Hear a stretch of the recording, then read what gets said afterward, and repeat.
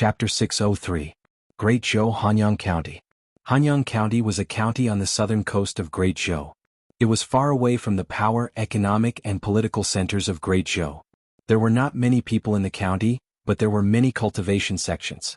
There were no major Buddhist sects here, but there were many mountains with abundant spirit qi. It was very popular among itinerant cultivators and small sections. There were more than 100 cultivator sects registered by the Hanyang County government alone. The number of people in these sects ranged from a few to more than a dozen. The largest had about 100 people, while the smallest only had a master and a disciple, each with a single disciple. As the outer sect of Fulu School, the Spirit Seal sect was one of the top 5 sects in Hanyang County. In the past few days, it had been in the limelight. The cause of the matter was that the Spirit Seal sect had recruited a genius disciple a few days ago. This disciple had a rare pure yang body. The Spirit Seal sect held a banquet to celebrate this matter. A pure yang body was a rare cultivation body. After embarking on the path of cultivation, one's cultivation would naturally progress faster than others, and it would be easier for them to break through to higher realms. It was very popular among the major sections. It could be said that as long as this disciple worked a little harder on cultivation, there was a high chance that he would become a famous figure in the cultivation world in the future. The sect master of the Spirit Seal sect was overjoyed to have such a good disciple. In less than 3 days, this matter was known by everyone in Hanyang County, and it became a topic of conversation among the local cultivators. It's just a disciple. What's there to be proud of? The sect master of the Spirit Seal sect can't wait to let the whole world know. It's easy for you to say. This is a pure yang body. If I had a disciple with a pure yang body, I would be even more proud than the sect master of the Spirit Seal sect. The banquet would take at least half a month. Some people are born to cultivate. How enviable. The Spirit Seal sect is also lucky. The sect has a bright future. This kind of person will soon be recruited into the ancestral court of Fulu School. The status of the Spirit Seal sect will probably rise in the future. While the entire cultivation world of Hanyang County was discussing this matter, Li Mu waited silently in a room within the Spirit Seal sect. Yi had said that the closer one was to the south, the stronger the demonic path's influence would be and the more spies they would have. For thousands of years, the demonic path had never stopped searching for geniuses with special constitutions. After all, the memories of those demonic path powerhouses could be inherited. But one's cultivation talent depended on the host that inherited the memories. Even the cleverest housewife could not cook without rice. If he randomly found a person to accept the memories, even if he had the experience of these old monsters later on, if he did not have a high cultivation talent and was limited by his physical condition, his achievements would still not be too high. Therefore, the demonic path had extremely high requirements for the host that carried the memories of powerhouses. They would find many geniuses and gather them on the Ghost Island, providing them with unlimited cultivation resources. Only the most outstanding among them had the qualifications to carry the memories of powerhouses. A pure yang body was a special physique. Once they received news about it, the Devil Dao people would never let it go. Every time they found a special physique, they would receive generous rewards. Li Mu had already asked the head of the Spirit Seal sect to spread the news for several days.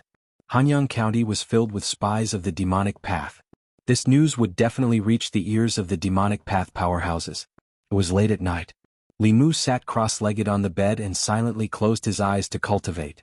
After midnight, the candlelight in the room suddenly swayed.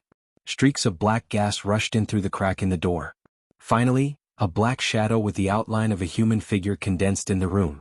2 balls of red light flickered where the black shadow's eyes should be.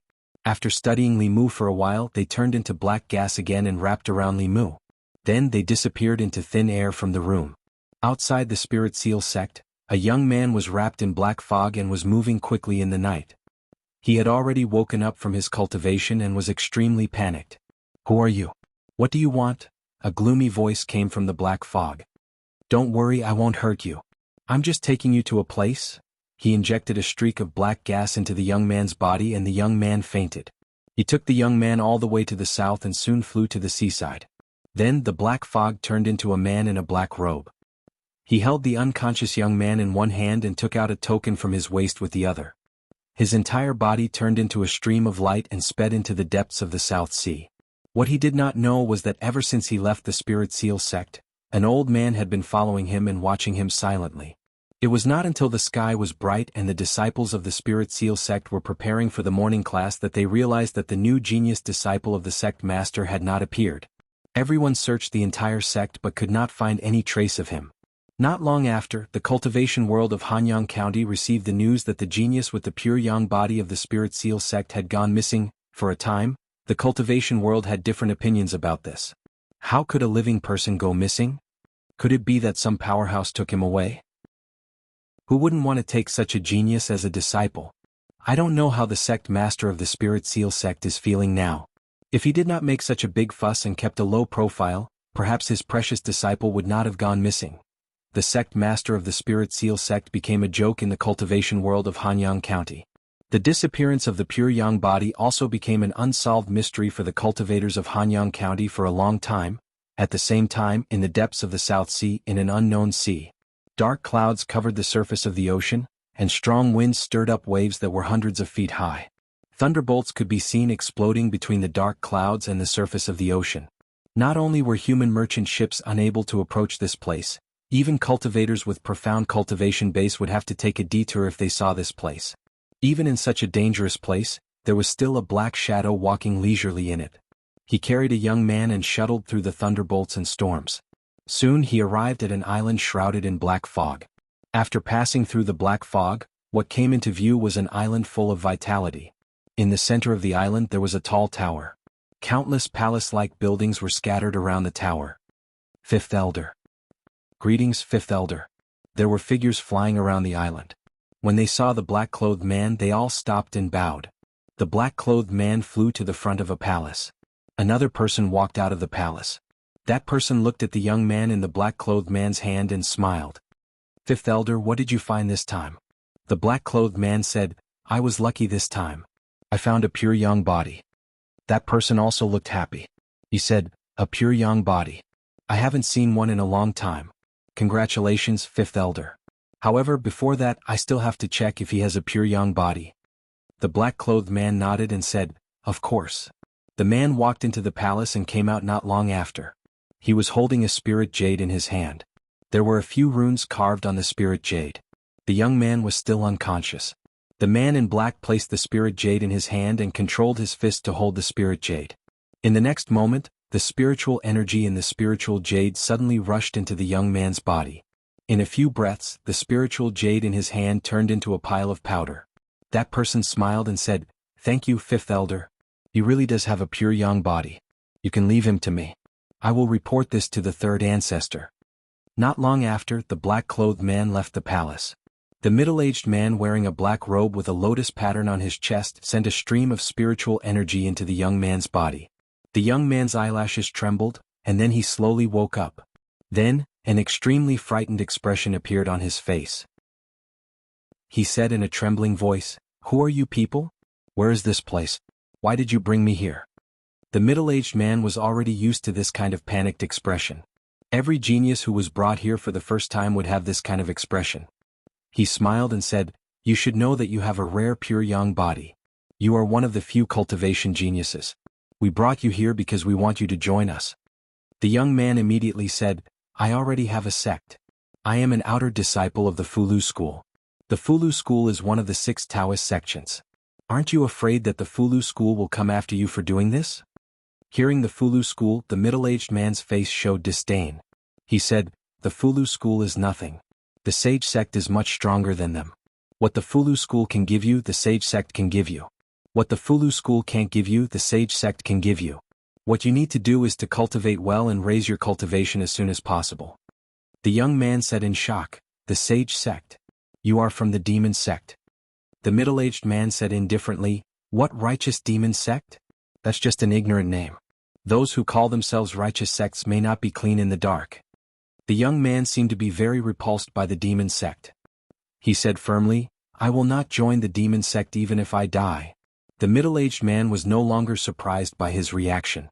Countless people who had been brought here had said similar things, but it didn't take long before they changed their minds. He stretched out his right hand and a ball of flame appeared in his palm. The flame was gray and seemed to have no temperature, but one's soul could feel a deep chill. The middle-aged man looked at the gray flame and explained, this is soul fire. It doesn't hurt the body but it can burn the soul. As long as this flame is sent into your body, you will feel the pain of your soul burning. I don't know how long you can last. 10 breaths, 10 minutes, or 15 minutes. The young man hesitated for a moment and said, "This is a threat." The middle-aged man smiled and said, "This is a threat." The young man looked at him and took a deep breath.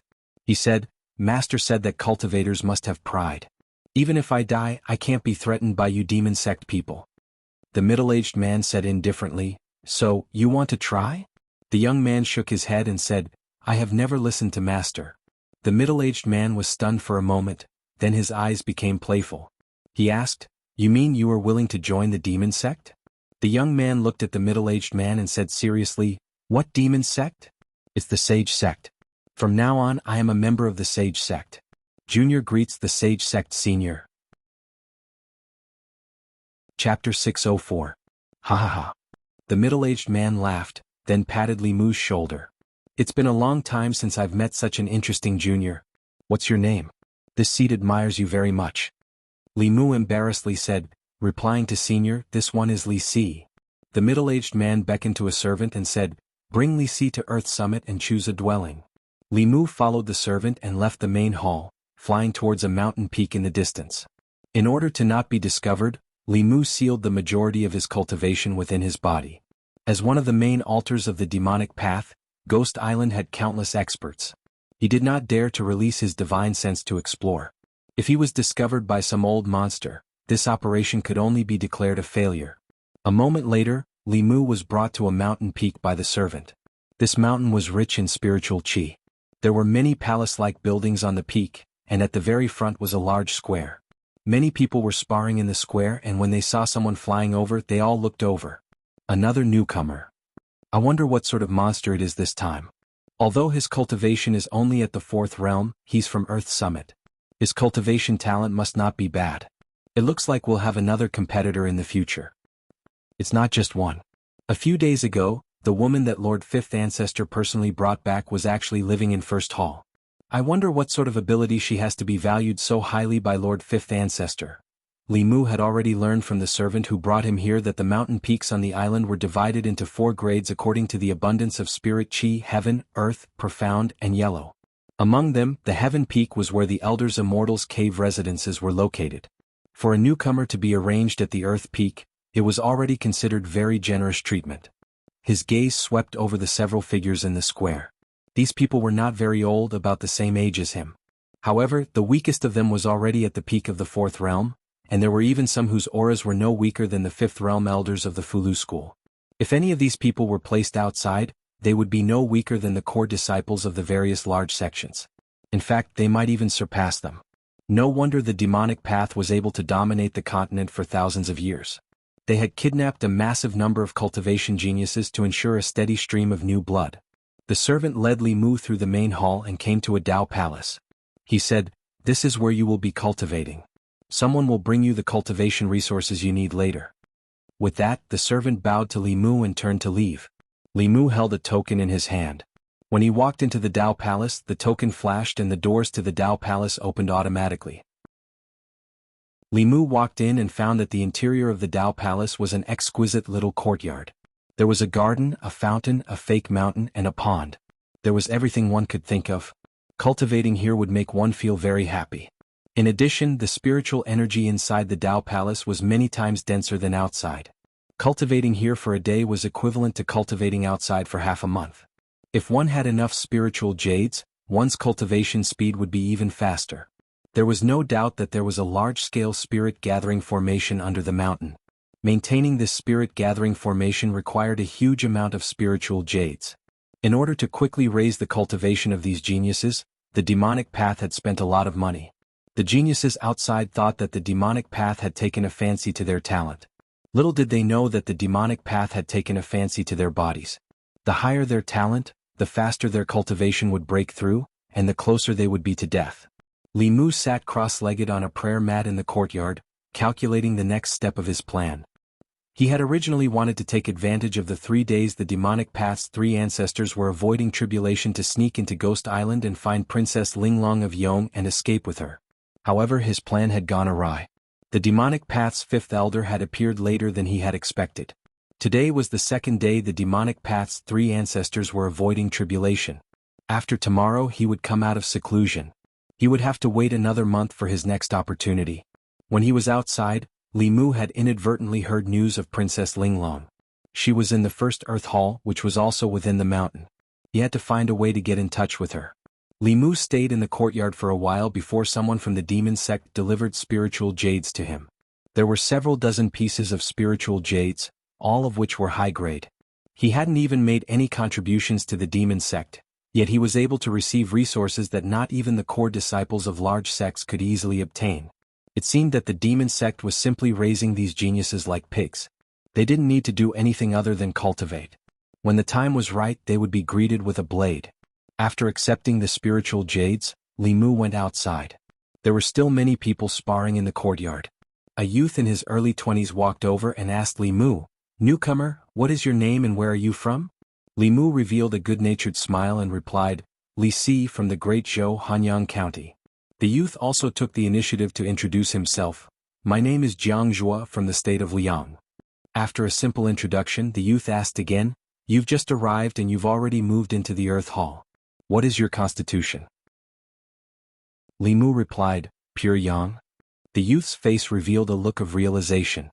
He said, "I see. This kind of constitution is rare. No wonder you can cultivate in the 9th hall." Li Mu pretended to be curious and asked, "What 9th hall? Is there a saying?" The youth said, "Of course there is. You just arrived and didn't know. The rarer the constitution, the higher the Tao Palace, and the more abundant the spiritual energy. Of course, if your cultivation speed is fast enough, you are also qualified to cultivate in the Tao Palaces in front." Li Mu was naturally aware of this. The demon sect chose powerful cultivators to host their memories with the same constitution. This way, after the memories were passed on, they would be able to familiarize themselves with their new body in the shortest amount of time. He looked at the Tao Palace in front and asked, "The person living in the first Tao Palace must have the rarest constitution, or the strongest person, right?" The youth shook his head and said, "I don't know. She just arrived here 10 days ago and has never left. No one knows where she came from. We are also curious." As the two of them were talking, a few figures suddenly descended from the sky. When the people in the square saw this, they all stopped fighting. After standing still, they respectfully said, "Greetings, fifth forefather elders." Li Mu also followed their example and bowed. When the woman in white with a face like an iceberg walked towards the Tao Palace in front, she suddenly stopped and looked at a figure in the crowd. She said lightly, "Raise your head." In the crowd, a young man raised his head. He looked a little nervous and said respectfully, "Greetings, fifth forefather." Before the woman in white could speak, the middle-aged man that Li Mu met in the hall took the initiative to explain, "Fifth forefather, this person was just brought in by the fifth elder today. He is a genius with a pure young body." The woman in white glanced at Li Mu and did not ask any more questions. She turned and walked into the Tao Palace. Li Mu looked nervous, but he was more nervous than he looked. He used a secret technique from the heavenly book to seal his cultivation. Even his aura was changed. In theory, unless the 3 forefathers of the demonic way directly checked his body, no one on the demonic island could see through his cultivation. However, he could not rule out the possibility that Xian Ming had fought with him and might be able to sense something. Only when she turned her head did Li Mu secretly breathe a sigh of relief. Xian Ming and the others walked into the Tao Palace where Princess Linglong was. In less than a quarter of an hour they came out again. She stood at the entrance of the Tao Palace and said to the middle-aged man, "I will give you 3 more days. After 3 days, if she still does not agree, you will receive your punishment." The middle-aged man said respectfully, "Understood."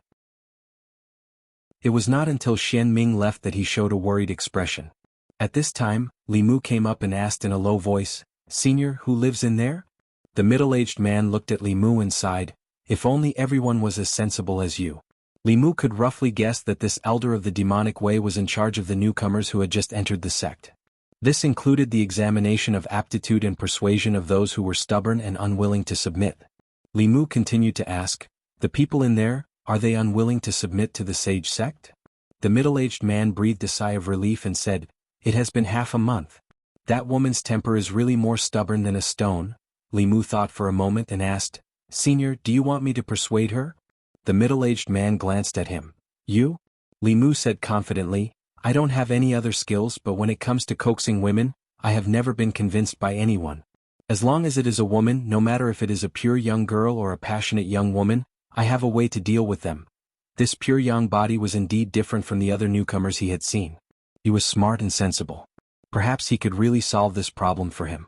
The middle-aged man looked at Li Mu with bright eyes and said, "If you can make her submit to the sage sect, I will use my own resources to help you reach the fifth realm.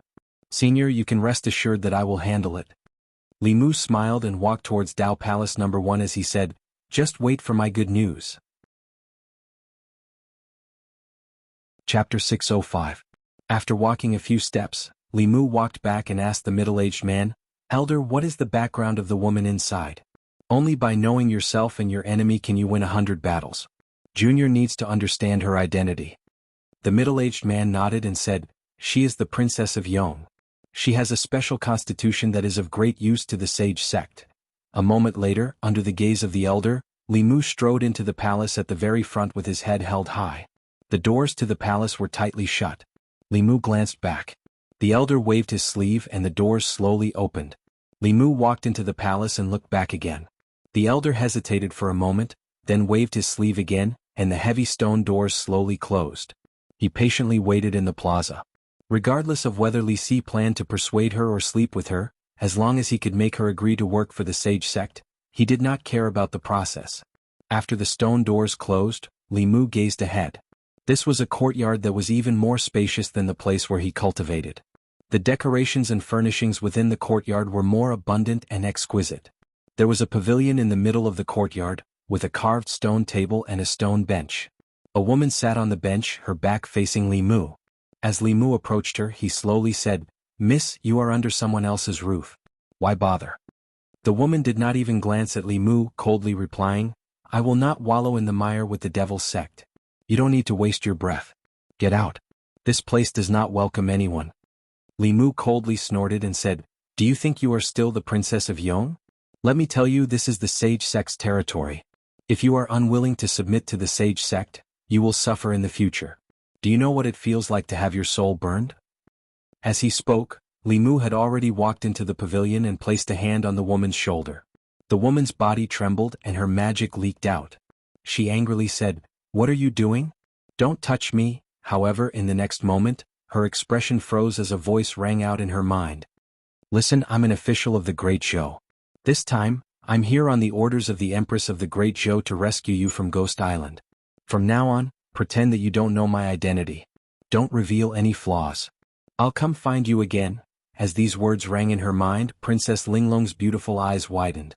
Soon after, her face regained its coldness and said without fear, "Cut the crap. If you want to kill me, then kill me. If you want to torture me, then torture me." Li Mu revealed a gratified look. This Princess Linglong indeed had an exquisite heart. Although there were still some flaws in her acting, there were only the two of them here and no one else could see it. That demonic path elder was definitely paying attention to this place. Now was not the right time to explain everything to her. Li Mu took his hand off her shoulder and said, "I'll give you one more day to think about it. After one day, if you still don't submit to the holy sect, I'll let you have a taste of my means." With that, he strode out of the palace. In the plaza, the ninth elder asked him, "How is it?" Li Mu shook his head and said, "Dripping water can wear a stone. It's not the work of a day. Elder, don't worry. Within 3 days, I'll definitely convince her to change her mind and have her wholeheartedly swear loyalty to the holy sect." As this matter concerned him, the ninth elder was not at ease. He continued to ask, "How do you plan on convincing her?" Li Mu replied, "First I'll use the hard approach, then I'll use the soft approach." The ninth elder pursued, "How do you plan on using the hard approach first, then the soft approach?" Li Mu thought for a moment, then said, "Since she's not afraid of death, then we'll use her family to threaten her. Tell her that if she doesn't agree, we'll exterminate her Yong imperial family." The ninth elder revealed a disappointed expression. If this kind of threat was effective against her, would it even be your turn? Li Mu thought for a moment, then said, "Then I'll use the soft approach. I can use my male charms to seduce her. Once she falls in love with me, she'll be at my mercy. Naturally, she'll pledge allegiance to the holy sect with a single word from me." The ninth elder glanced at him and rudely said, "Who do you think you are to make a princess fall in love with you in 3 days?"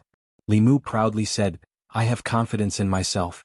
If I use my full strength, I can easily capture the Empress of the Great Zhou, the queen of 10,000 demons, or even the ghost lord of the ghost realm, let alone a trifling princess of Yong? The ninth elder took a deep breath and said, I hope you have the ability. I'll wait for your good news. The ninth elder was at his wits' end when it came to the Yong princess. The third ancestor had said that he couldn't use torture on her, or else he would destroy her 7 orifices exquisite heart. However, if he didn't use torture, he didn't have any good ideas. At this moment he could only try everything he could and place his hopes on the person in front of him. Although he was full of arrogant words, it couldn't be denied that he was handsome. Perhaps he really did have a glimmer of hope. As for his talk of capturing the Empress of the Great Zhou, the Queen of 10,000 Demons, and the Ghost Lord, the ninth elder only treated it as a joke. Who did he think he was? The continent's #1 Xiao by face, the Great Zhou's powerful minister, Li Mu? The ninth elder gave Li Mu 3 days to convince Princess Linglong. He also gave Li Mu a command medallion that could open the stone door to the Dao Palace she resided in. Li Mu didn't appear to be in a rush. After sleeping peacefully for the night, he once again headed for Dao Palace #1.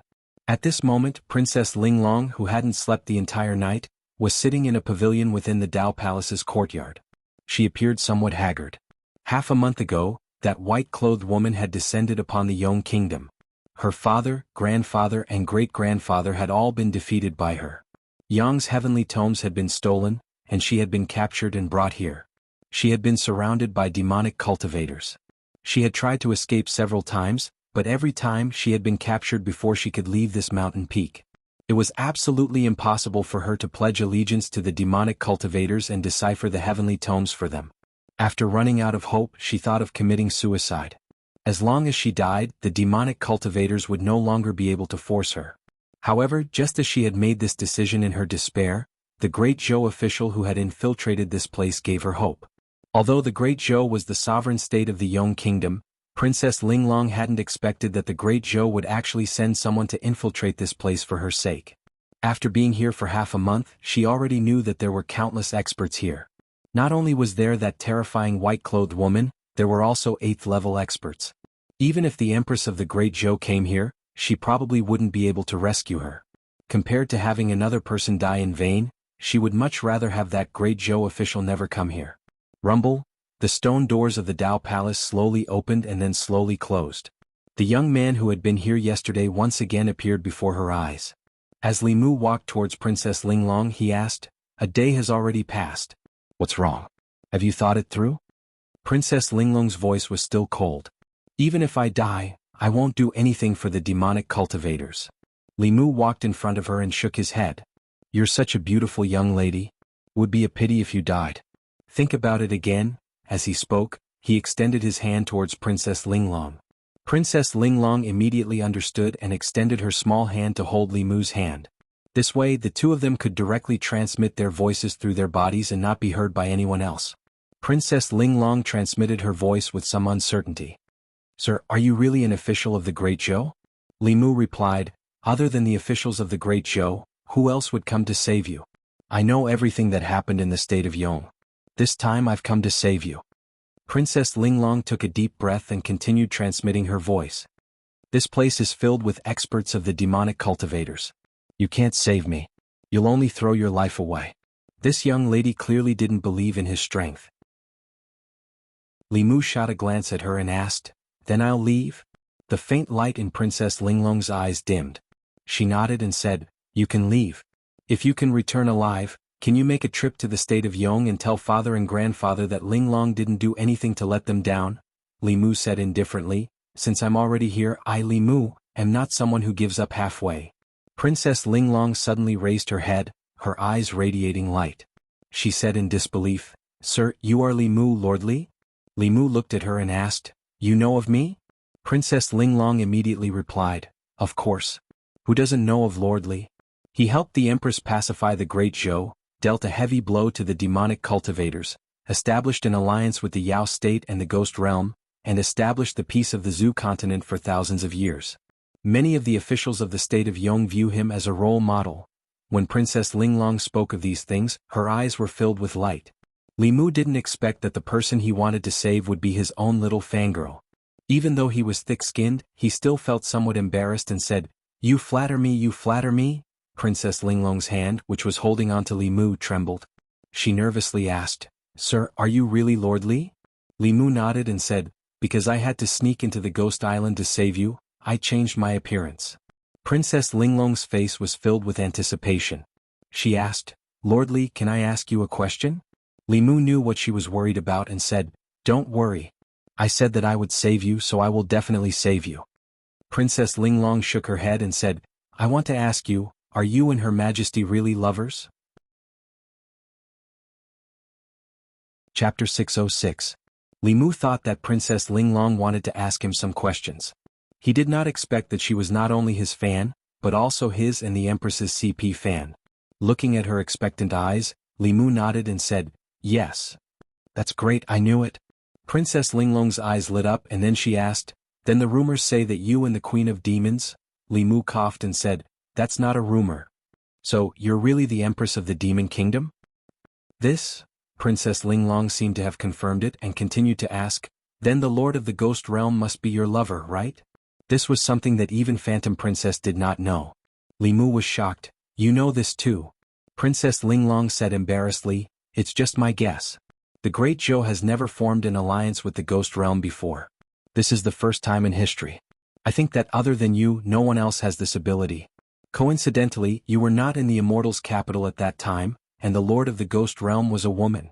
Hearing Princess Linglong's reasoning, Li Mu was speechless. Finally, he could not help but ask, "Even if the Lord of the Ghost Realm is a woman, does that mean that she must be my lover?" Princess Linglong stuck out her tongue and said, "Didn't I guess it right?" Li Mu had to admit that the Heart of Seven Orifices was indeed the Heart of Seven Orifices. Her guess was really accurate. This gossip fan of the Yong Kingdom knew him better than he knew himself. Li Mu waved his hand and said, "All right, the most important thing now is to get you out of here." Princess Linglong calmed down and asked worriedly, "This place is so heavily guarded, and there are experts like the woman in white. How are we going to leave this place?" "You don't have to worry about that. Since I can come here, I have a way to get you out of here." Li Mu comforted her and then changed the topic, saying, "But it was not easy for us to sneak into the demonic path. If we just leave like this, it would be a pity. Do you want to do something big with me?" Princess Linglong raised her head to look at him and asked, "How?" A strange smile appeared on Li Mu's face as he sent a message to Princess Linglong. Not long after, Princess Linglong's eyes flashed with a sly light. Li Mu had been looking forward to the Demonic Path High Command for a long time. They wanted the Heavenly Book in Li Mu's hands. How could Li Mu not want theirs? This was a once-in-a-lifetime opportunity. The demonic Tao had collected the Heavenly Book for 10,000 years, and they would definitely not show it to anyone easily, unless this person could help them decipher it. And if they wanted Princess Linglong to decipher the Heavenly Book for them, they would first have to hand it over to her. Handing it over to her was equivalent to handing it over to Li Mu. As long as the Heavenly Book was in Li Mu's hands, it would be impossible for the demon sect to take it back. Li Mu stayed for a while longer before returning to his residence. Not long after, the ninth elder of the demon sect came uninvited.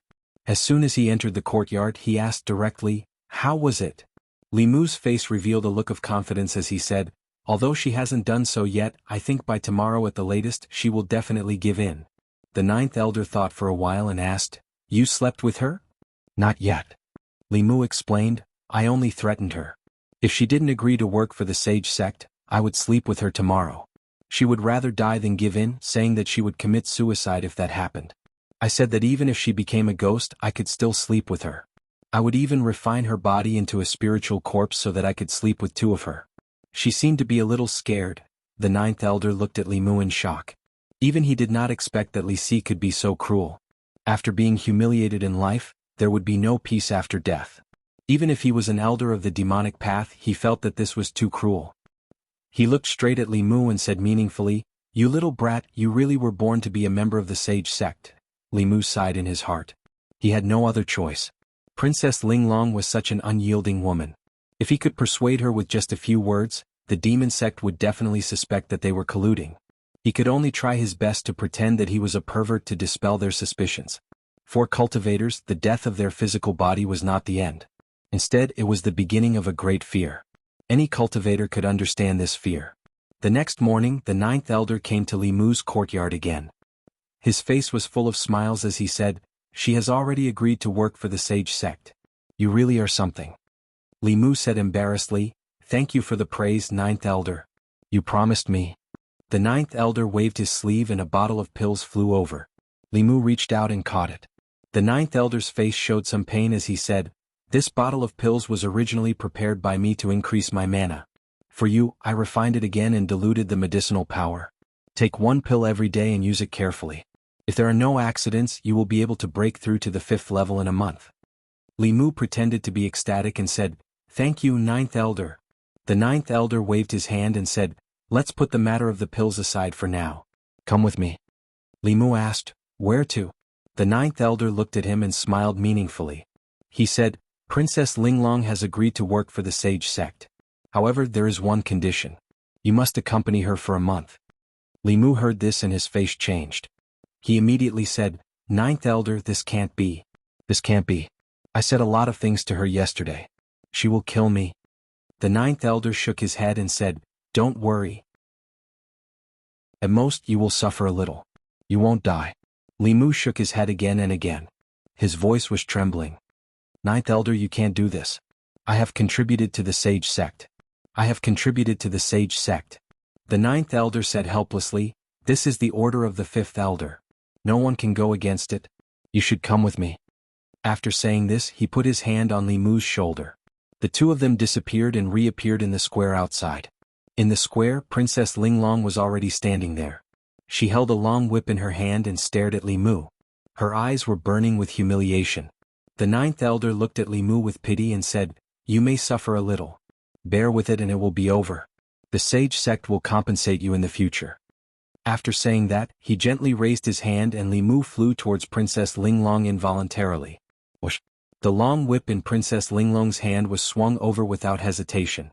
A whip mark appeared on Li Mu's clothes. After that, she shook her hand slightly and the sky was filled with whip shadows. They all landed on Li Mu. On the earth peak, many of the demon sect's geniuses saw this scene and could not help but shiver. What's going on? Fighting is forbidden on the island. Why doesn't the ninth elder do anything? Where did this girl come from? How can she not follow the sect's rules? This girl is not to be trifled with. I must stay away from her in the future. Seeing that the new genius was being beaten up by this girl alone, none of the elders stepped forward. The rest of the people felt a chill in their hearts. They had already listed her as an existence not to be trifled with. Only a few elders knew the inside story. This kid looked handsome and elegant, but his thoughts were cruel and perverted. However, if he had not angered this girl, she would not have agreed to work for the sage sect so quickly. It had to be said that this pure young body was even more demonic than the demonic path. He was born to be a disciple of the sage sect. Not long after, the young man was lying on the ground like a pile of mud. Princess Linglong's chest rose and fell for a long time before she gradually calmed down. The hatred in her eyes disappeared a little. She said to the girl in white floating in the air, give me the heavenly book. The girl in white waved her hand and a page of the heavenly book flew over slowly and landed in her palm. Princess Linglong asked, this is only one page? The girl in white said, we will talk about the rest after you finish deciphering this page. Princess Linglong frowned and said, if I ask you to do only one thing for 24 hours a day, you will also be annoyed. I can only decipher one page of the heavenly book for 4 hours at most. In order to finish it as soon as possible, you better give it all to me. The girl in white did not agree. Princess Linglong said disdainfully, are you afraid that I will run away with the heavenly book? What a joke. This is your place. With you, a few 7th level cultivators and an 8th level cultivator, if I had the ability to escape from here, would I still be caught by you? The girl in white still did not say anything. Instead, 2 rays of light flew over from the tower in the center of the island. When the rays of light flew close, they turned into 2 pages and landed in Princess Linglong's palm. Since the 3rd Grandmaster had already decided, the girl in white did not say anything. She only looked at Princess Linglong and said, during the period of deciphering the heavenly book, if you have any requests, you can ask at any time. Princess Linglong said, I don't have any requests. Just don't bother me. If I am annoyed, I will not be able to decipher the heavenly book. The girl in white said, from now on, no one will disturb you. However, every 3 days, you have to engrave the contents of the heavenly book into a jade scroll and send it out. Princess Linglong nodded and did not say anything else. She bent down and grabbed Li Mu by the collar and dragged him into the palace. leaving a clear trail of blood along the way. Seeing this, the group of demonic cultivators could not help but speak. So pitiful, if someone marries such a woman he will spend the rest of his life in a nightmare. Fortunately, I did not offend her. Boom. When the stone door of the palace closed, everyone's heart tightened. Elder Jiao could not bear it and said to the girl in white, "Fifth Grandmaster, isn't this unfair to Li Si?" Xian Ming's expression was cold as he said, "The heavenly book is important. We will compensate him in the future." Chapter 607. The stone door of Princess Linglong's cultivation palace slowly closed. She dragged Li Mu by the collar and walked into the main hall at the back. Then the two figures disappeared on the spot. On the Ghost Island, on the high tower, Xian Ming looked at the third ancestor and said, "She entered the flask space."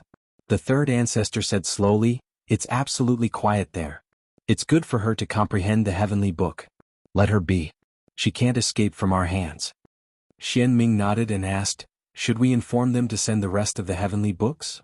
The third ancestor shook his head and said, "No need to rush.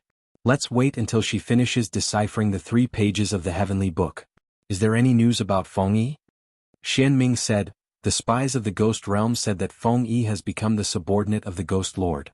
The third ancestor thought for a moment and said, "That person has the sun-shooting bow. We can't blame him. When the time is right, I'll personally go to the Ghost Realm and help him escape." When the sun-shooting bow was mentioned, even the third ancestor of the demonic path showed a trace of fear in his sunken eyes. Even in his 10,000 years of memories, the 3 words, sun-shooting bow, were the most terrifying. There was no other. The black dragon Ao Xian, who was once a nobody, became the nightmare of an entire generation of powerhouses in the continent with this bow. At this moment in Princess Linglong's storage space, she touched Li Mu's body in a panic and said in a trembling voice, "Lord Li, are you okay? Did I hit you too hard just now? I should have been gentler. I'm fine. If you didn't hit me hard, they might not have believed you." There was a price to be paid for being a spy. Li Mu knew this better than anyone else. It was easier said than done to dispel the suspicions of these old monsters of the demonic path. Without paying a price, how could he gain their trust? Compared to the 3 pages of the heavenly book, this injury was nothing. After all, it was not like he had never experienced something like this before. Princess Linglong's storage space was not big. It was only the size of a small house. Li Mu could not wait to take the page of the heavenly book from her hand and immersed his divine will into it. This was the first time he had obtained a demonic heavenly book. After the clear heart art dispelled the fog in front of him, Li Mu saw an endless sea. However, this sea was blood-red and countless strange beasts were struggling in the sea of blood. One after another, blood-colored figures hovered above the sea of blood. The seals in their hands were constantly changing, causing the sea of blood to stir up waves, completely devouring the strange beasts within. Above the blood sea, there were also some strange beasts with wings on their backs. They let out ear-piercing cries and charged towards the crowd above the blood sea. The crowd frantically attacked this strange beast, but it was to no avail. In the end, countless figures flew out. Their bodies turned into balls of bloody light that wrapped around the strange beast. Then both of them sank into the sea of blood and disappeared without a trace. Li Mu carefully observed the divine arts of those figures and realized that they were very similar to Shuihe's moves. The only difference was that Shuihe used this kind of spell to slaughter the innocent, while the cultivators in the heavenly book didn't hesitate to sacrifice themselves to perish together with the strange beasts. Divine arts were not divided into good and evil. The so-called good and evil referred to the people who used them. This page of the heavenly book recorded a kind of cultivation path that condensed one's own blood essence. The cultivators who cultivated this path used their blood essence as a guide to control the blood essence of others. It was a kind of unorthodox path. The demonic blood sect should have inherited this page of the heavenly book. However, the blood sect was not in the ancestral state. Other than Shuihe, Li Mu almost never met anyone from the blood sect. Li Mu continued to observe the scene in the heavenly book. The Blood Dao divine arts were very good at 2 things. The first was the blood escape technique. By burning part of one's own blood essence, one could obtain unparalleled speed. It was a powerful life-saving technique. The second was the blood explosion technique. By burning all of one's blood essence, one could perish together with the enemy. If the timing was right, one could drag an enemy who was a realm higher than oneself to death with them. Every path of cultivation had its weaknesses and strengths. The weakness of the Blood Dao divine arts was that using spells would consume one's blood essence. However, the advantage was also obvious. Every opponent of the Blood Dao Divine Arts had to be careful in the process of battle to prevent the Blood Dao Divine Arts cultivator from perishing together with them. In the Heavenly Book there were too many strange beasts and they were too powerful. These Blood Dao Divine Arts cultivators all chose to use the blood explosion technique to perish together with them. Many years ago the ancient Blood Dao Divine Arts cultivators fought with the strange beasts to the death. Now the inheritors of the Blood Dao Divine Arts were endangering the continent. If these ancestors knew about this, how would they feel? When Li Mu sat cross-legged on the ground to comprehend the Heavenly Book, Princess Linglong squatted beside him. She took out a handkerchief from her bosom and wanted to wipe the blood on him. However, she was worried that if she went out, she would arouse suspicion. So, she stretched out her hand several times before finally retracting it. After an unknown period of time, Li Mu slowly opened his eyes. Princess Linglong curiously asked, "Lord Li, do you also possess the heart of 7 orifices?" Li Mu did not deny it. Looking at Princess Linglong's face, he suddenly asked, "Have we met before?" Princess Linglong repeatedly waved her hands. No. I have never left the Yong Kingdom before. How could you possibly have seen me before?" Li Mu did not ask any further. Waving his hand he said, "You are a princess. There is no need to address me so respectfully." A princess of the Yong Kingdom was still a princess. Li Mu was a subject of the Great Zhou. According to etiquette, unless he became the true empress, her status was still higher. Princess Linglong thought for a moment before gathering her courage. "You should be older than me. Can I call you Big Brother Li?" At this moment, Li Mu felt an inexplicable sense of guilt. What sisters did he have around him? In the end they all became lovers. The Empress had already made him write a small notebook. Li Mu did not dare to casually acknowledge any sisters. At this moment, Princess Linglong continued, "Big Brother Li, can I? I like you and Her Majesty the Empress the most." Since the CP fan had already said so, Li Mu had no reason to refuse. If the Empress knew that the two of them had such a CP fan, she would probably be very happy. Li Mu shrugged his shoulders and said, "If you want to call me that, then call me that." Princess Linglong immediately laughed. Grabbing Li Mu's arm she said, "Big Brother Li, I really did not expect that you would come to save me. Before you came, I was already prepared to commit suicide." Princess Linglong's age was about the same as Xiao Bai and Wanwan. Li Mu treated her like how he treated Xiao Bai normally. He gently patted her head and said, "Don't worry. Wait for another month and I will bring you away." Li Mu handed the Blood Dao Heavenly Book to her and said, "This page of the Heavenly Book. You can comprehend some of the less powerful abilities. When the time comes you can deal with them." The demonic Dao was also cautious. They wanted her to give feedback every 3 days. It was obviously impossible for her to not give anything after 3 days. Li Mu used Blood River's memories to filter out some of the things that the demonic Dao had already comprehended. At that time they would not be able to say anything. After that, Li Mu picked up another page of the Heavenly Book. After his divine will entered the Heavenly Book, Li Mu realized that the contents of the Heavenly Book were not unfamiliar to him. This page of the Heavenly Book recorded the Corpse Cultivation Dao, which was the Dao that Shenming cultivated. At the same time, the corpse sex orthodoxy was passed down from this page of the Heavenly Book. In ancient times, as long as it was in existence with self-awareness, it had its own Dao of cultivation. The corpse Dao was on par with the ghost Dao, the demonic Dao, and the human Dao. It was a supreme great Dao that could nurture a 9th realm expert. This page of the Heavenly Book was no less useful to the cultivation world than the demonic Dao. The Ghost Dao Heavenly Book was even more valuable than the Heavenly Books of the 6 sections. For thousands of years, these Heavenly Books were controlled by the demonic Dao. As a result, most of the corpse cultivators and blood cultivators came from the demonic Dao. This caused the originally undifferentiated Dao to become the demonic Dao in people's hearts. The contents of the Corpse Dao Heavenly Book were not much different from the rest of the Heavenly Books. Through the contents of the Heavenly Book, Li Mu already knew that during the era of the giant beasts, there was no distinction between the demonic Dao and the righteous Dao. Whether it was the Corpse Dao, the Ghost Dao, the demonic Dao, or the human Dao experts, they were all fighting hard against the mutated beast. After the extinction of the mutated beasts, the living beings on the continent began to fight amongst themselves. The human Dao gradually evolved into the Buddhist Dao, the Taoist Dao, and the 100 schools of thought, which opposed the demonic Dao and the Ghost Dao. The Corpse Dao, the Blood Dao, and a portion of the Ghost Dao became the demonic Dao. Today, Li Mu unified the 4 Buddhist sects, the 5 Taoist sects, the demonic Dao, and the Ghost Dao. If he had one or two more 8th realm experts, he would be able to suppress the Xuanzong sect and fight against the demonic Tao. Not long after, Li Mu put down this page of the heavenly book. When he turned to look at Princess Linglong, he saw that she was holding the last page of the heavenly book. Her face was red and he wondered what she had seen. Li Mu patted her shoulder gently. She seemed to be frightened and hurriedly threw the heavenly book in her hand to the ground. Li Mu picked it up and immersed his consciousness into it. After a while, his old face was a little red, and he immediately withdrew his consciousness. Part of the content of this page of the heavenly book was about the Tao of dual cultivation between a man and a woman. The Hahuan sect of the demonic Tao probably originated from this.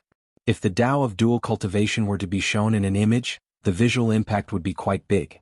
Ordinary innocent girls would find it hard to control themselves. Li Mu was different.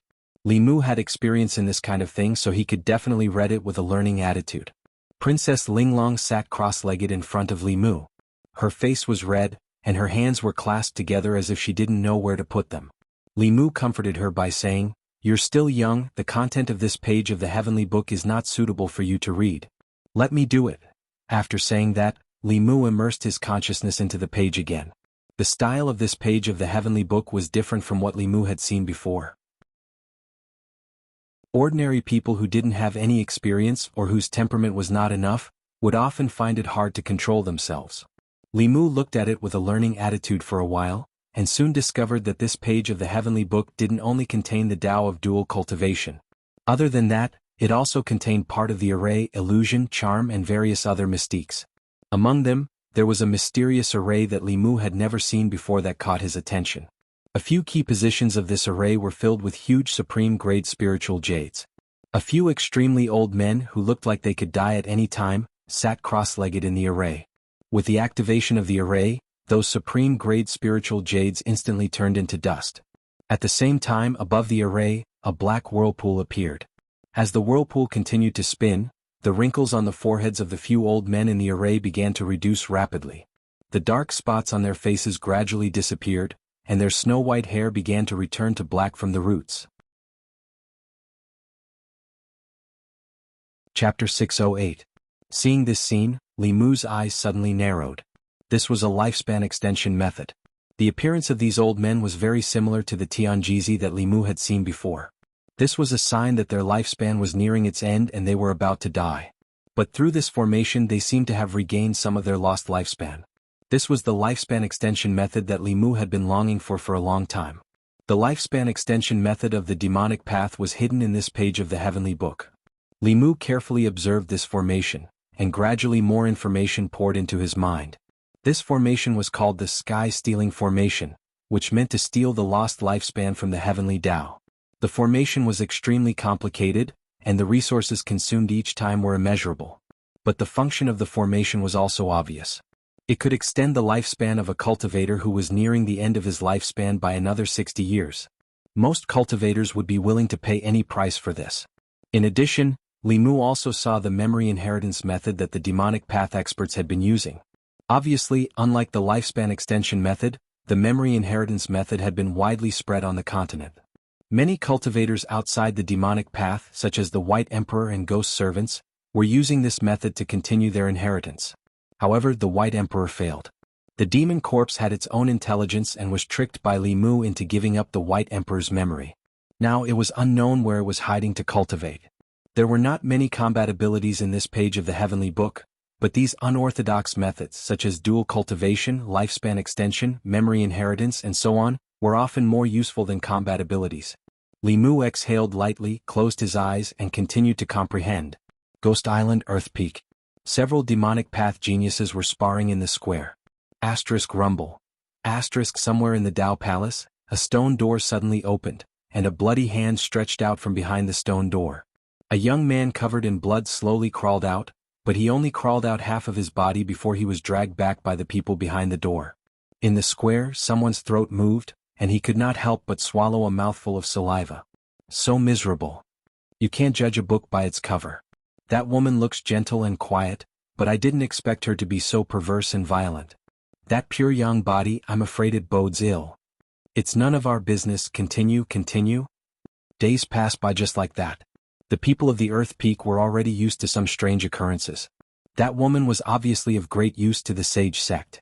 Therefore, even if she brought that pure young body genius in for torture every day, the elders would turn a blind eye to it.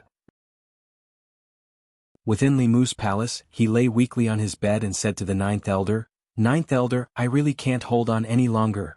The ninth elder handed him a bottle of healing elixirs and said, "Hold on a little longer. After this period of time, your future will be bright. The sage sect will remember your contribution. When the time comes, you will receive a lot of benefits." Li Mu asked expectantly, "What benefits? I've suffered so much for Glory Sect and bled so much. Can Glory Sect help me enter the 6th level?" The ninth elder's eyes flashed. After getting along with him for nearly a month, he admired this junior very much. He was clever, talented, and could endure hardship. There weren't many people like him in the sage sect. The ninth elder even thought of taking him as a disciple. After a moment of silence he said, "After entering the 5th level, your cultivation must slow down. It's best if you don't break through within 10 years. Li Mu was puzzled and asked, "Why?" The ninth elder shook his head and said, "There's no why. Just remember my words. I won't harm you." With that he turned and left. Li Mu looked at his departing figure with a trace of surprise in his eyes. The demonic Tao geniuses outside didn't know that the demon sect gave them unlimited cultivation resources to raise them like pigs. The fattest pig that grew the fastest would be the first to be slaughtered. Similarly, the person who cultivated the fastest wouldn't be far from death. The ninth elder's warning was completely out of Li Mu's expectations.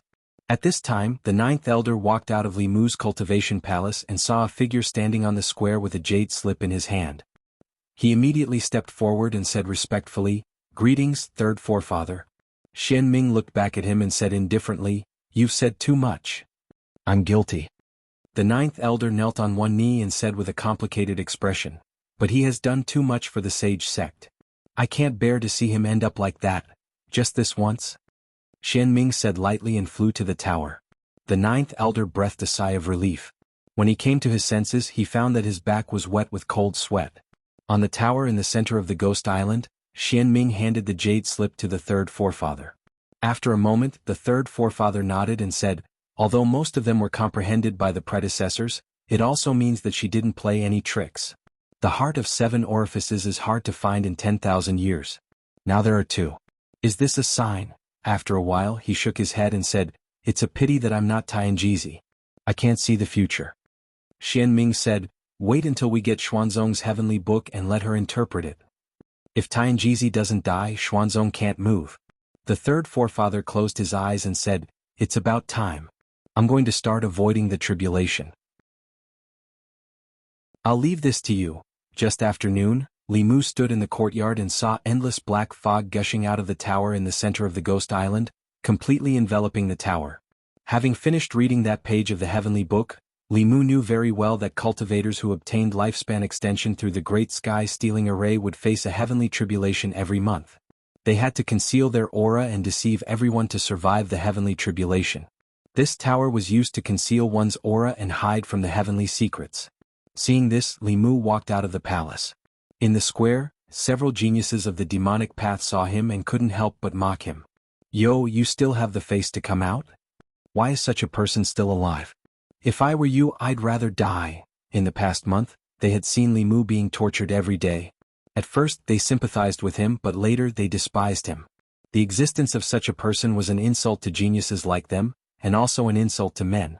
In the face of everyone's mockery, the ninth elder's face darkened. He said, "Shut up, all of you." Before he could finish his sentence, a figure suddenly flew out from the Dao Palace at the very front. It was Princess Linglong. The long whip in her hand lashed out at the 3 people who had mocked her just now. She said coldly, "How dare you scold my people?" The 3 of them were at the 5th level of cultivation, similar to Princess Linglong. They easily dodged her whip. Princess Linglong looked at the ninth elder and frowned. "Let them stand there and don't move." The ninth elder hesitated. "This?" Princess Linglong snorted. "I'll return the heavenly book to you. I won't read it." The Glory sect had spent a lot of effort, and Li Si had shed a lot of blood and suffered a lot to convince this lady. If she went back on her words, no one present would be able to escape punishment. The ninth elder's face changed. He pointed at the 3 people and said, "You guys come here and don't move." The ninth elder said. Although the 3 of them looked sullen, they still stood there obediently. Princess Linglong waved the whip in her hand for a while, and it did not take long for them to become as pitiful as Li Mu. Princess Linglong seemed to be tired. She put away her whip and pulled Li Mu's collar. "Come with me." Seeing Li Mu being dragged into the Holy Ji Palace, the ninth elder had a puzzled look on his face. He muttered, "Have they developed feelings for each other?" He just couldn't figure out what was going on with the youngsters no matter how hard he tried. He tossed 3 medicinal pills to the 3 people who had looks of grief and indignation on their faces and said indifferently, "Idiots, what do you mean by that expression? I'm saving you. If you anger her, the 3rd ancestor and 5th ancestor will blame you. None of you will be able to escape." The 3 people trembled. At this moment, not only did they raise their guard against the lady, but they also placed Li Si in the list of people not to be trifled with. At this moment in the Taoist palace, Li Mu held Princess Linglong's hand and transmitted his voice to her. "You were too impulsive just now." Princess Linglong was still angry. "I just didn't want them to scold you like that." Li Mu didn't expect that in his lifetime, he would have a fan who would blindly defend him. He could only comfort her. "It's all an act anyway. We'll be leaving soon. I'm afraid Yong is no longer suitable for you. When the time comes you can come with me to Shindu." Okay. I can even see Her Majesty in Shindu," Princess Linglong said happily. Then she realized something and her face turned pale. "What's wrong?" Li Mu asked, puzzled. Princess Linglong raised her head and looked at him worriedly. It's over. Big brother Li, I've been too harsh on you these days. If Her Majesty knows, she won't be angry, right?" Chapter 609. Li Mu thought for a while and said to Princess Linglong, "It's better not to tell her about these things. It was nothing for a man to suffer a little outside." He was not afraid of the Empress being angry, but he did not want her to feel sorry for him. He looked at Princess Linglong again and asked, "Are you ready?" Princess Linglong nodded her head. Li Mu let go of her hand, and the sun-shooting bow appeared in his hand. At the same time, an illusory shadow appeared in the cave. This was a doppelganger that Li Mu had created in a month. This doppelganger contained his full power. The doppelganger walked into Li Mu's body, and Li Mu shot the bow into the sky. After a flash of light, the earth peak flashed and a transparent shield collapsed. Li Mu held Princess Linglong's hand and immediately used shrinking distance. The 2 of them appeared 100 miles away from the demonic island. Almost at the same time when the sun-shooting bow shattered the protective array, Xian Ming, who was cultivating in the tower in the middle of the island, suddenly raised her head. Her cold and emotionless face revealed a rare look of shock. She blurted out, "This is the aura of the sun-shooting bow." Then her body moved out of the tower. At the same time, she felt a spatial fluctuation coming from one of the palaces on the earth peak. Xian Ming scanned with her spiritual will, but she did not find Princess Linglong. The aura of the pure yang body had also completely disappeared. Li Mu. She immediately realized something, and a shocking roar reverberated throughout the demonic island. Spots of white light emitted from Xian Ming's body, and in the next moment she disappeared into thin air, leaving only a name reverberating on the demonic island.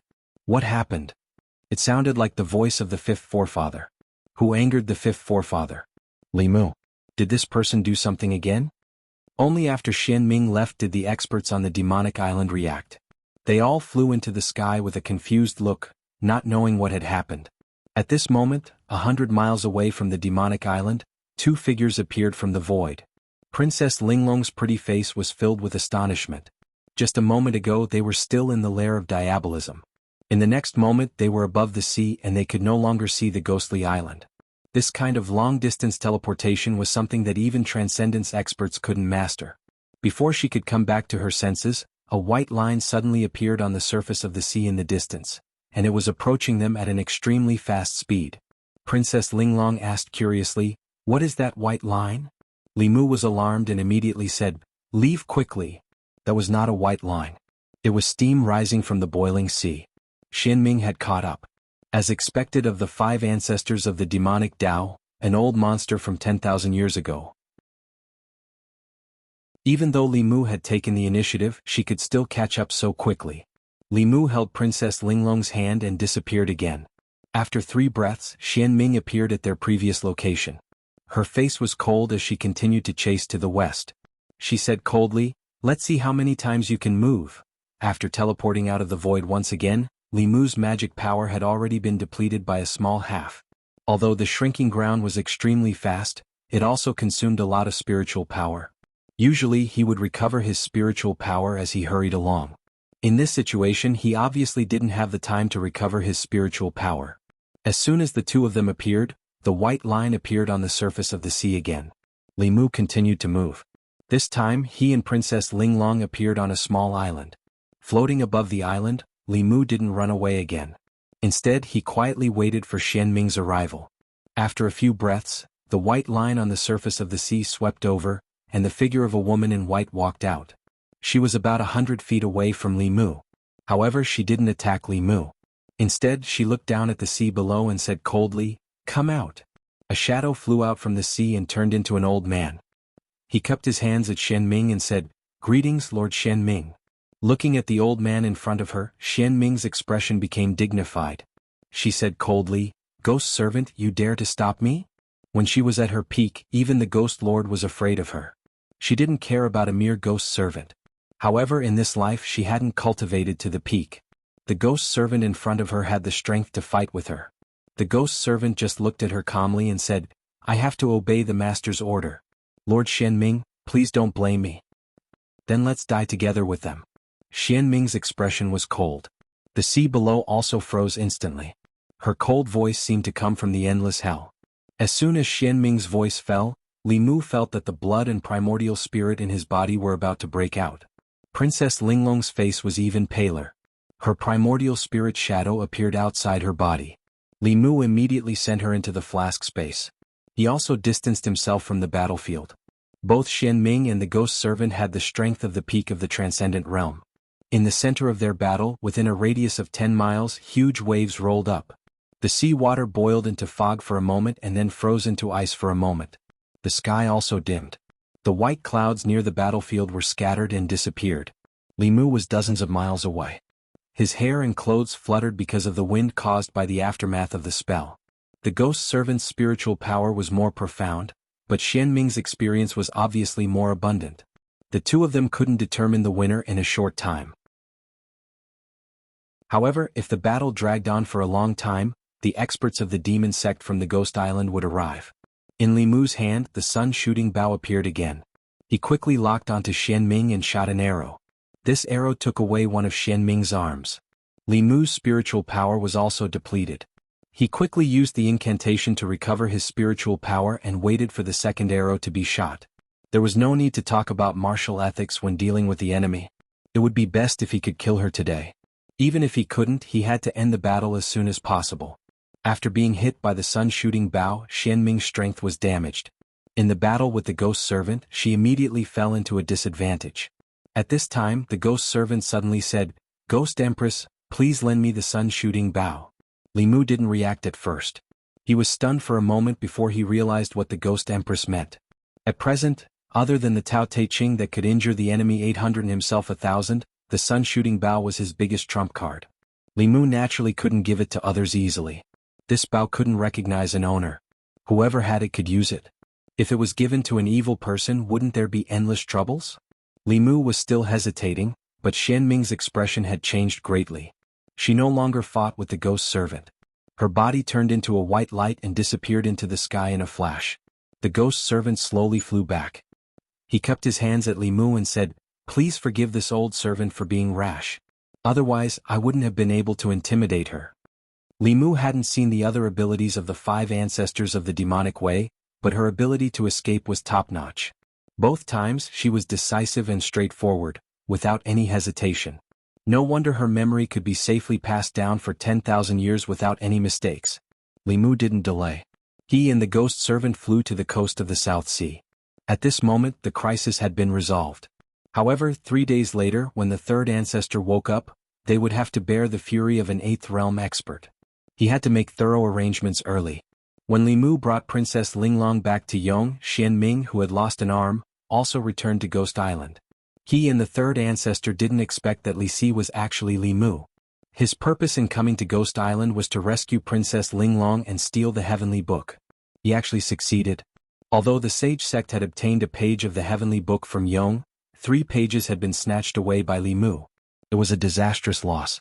What was even more infuriating was that everyone, including her and the third ancestor, had been fooled by Li Mu. For 10,000 years, no one had ever done such a thing. The sage sect had never lost the heavenly book they had obtained. The commotion at the Earth Peak was too great.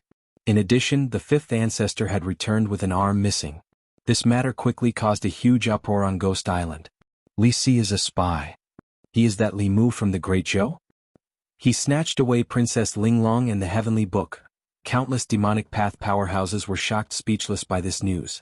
No one doubted Li Si because he was brought back by their own people. It was even more impossible for them to think that he was Li Mu. Who was Li Mu? The future headmaster of the Fulu school, the official of the Empress of the Great Zhou, the only demon empress of the Queen of the Thousand Demons, the man behind the Ghost Lord of the Ghost Realm. He single-handedly influenced the situation of the mainland and was the #1 enemy of the Sage sect. He was the man with the most power and the most prominent status on the mainland. Who was Li Si? A good-for-nothing who was ravaged by women every day. Who would have thought that they were the same person? The fifth elder is in trouble this time. He was the one who brought Li Mu back. He can't escape responsibility. There is no doubt about the fifth elder's loyalty. I'm afraid that the fifth elder had been tricked by Li Mu from the beginning. This person knows when to yield and when to stand tall. He is the most difficult enemy of the Sage sect. If he escapes this time, there will be endless trouble in the future. In the midst of the crowd's discussion, the fifth elder's face was ghastly pale, and he gradually collapsed to the ground. Ninth elder's face was lifeless as he clenched the medicinal pill he had concocted for Li Si. With a bang he crushed the jade bottle. Chapter 610. Father. Mother. In the Yong Imperial Palace, Princess Linglong threw herself into the arms of a graceful and noble woman, tears streaming down her cheeks. After being abducted by the demon sect, she never thought that she would ever see her parents again. The woman's eyes were also brimming with tears. Holding her daughter's face, she asked with concern, "My poor daughter. You must have suffered a lot." Princess Linglong gazed at Li Mu. She hadn't suffered at all. The one who had truly endured humiliation and suffering was Li Mu. Wiping her tears, she looked at the woman and said, "Mother, don't worry. With Big Brother Li here, they didn't do anything to me." The Yong Emperor and Empress respectfully bowed to Li Mu, gratefully saying, "Many thanks, Lord Li. If it weren't for Lord Li, my daughter would likely have met with misfortune." Li Mu waved his hand and said, "You're welcome. This is what the Great Zhou should do." The Yong Empire paid so much protection money to the Great Zhou every year. This was the purpose of the protection money. Soon after, Li Mu said, "Although I've already brought Linglong back, the danger from the demon sect has yet to be resolved. In 3 days, one of the demon sect's 3 patriarchs, an 8th-level expert, will awaken from his slumber. It's very likely that he will take revenge on the Yong Empire. We need to prepare early." When everyone heard this, their faces were filled with worry. The Yong Empire was already unable to resist the 7th-level demon sect's 5 patriarchs. If an 8th-level demon sect's 5 patriarchs came, the Yong Empire would be in danger of annihilation. Seeing their worry, Li Mu said, "Don't worry. I've already made arrangements. Even if the demon sect's 3 patriarchs really descend upon the Yong Empire, there is no need to fear them." Who was Li Mu? He was the continent's legend.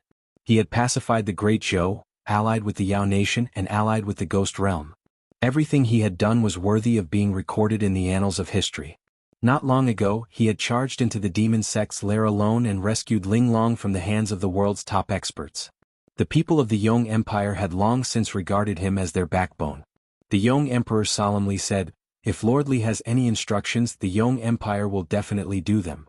Li Mu nodded and said, "I need some high-grade spiritual jades and some top-grade materials for setting up arrays." The Yong Emperor immediately replied, "We will have someone make the arrangements." Li Mu had only felt the tip of the iceberg from Tianjizi. That mountain-like pressure was still fresh in his memory. There was an insurmountable gap between the 7th realm and the 8th realm.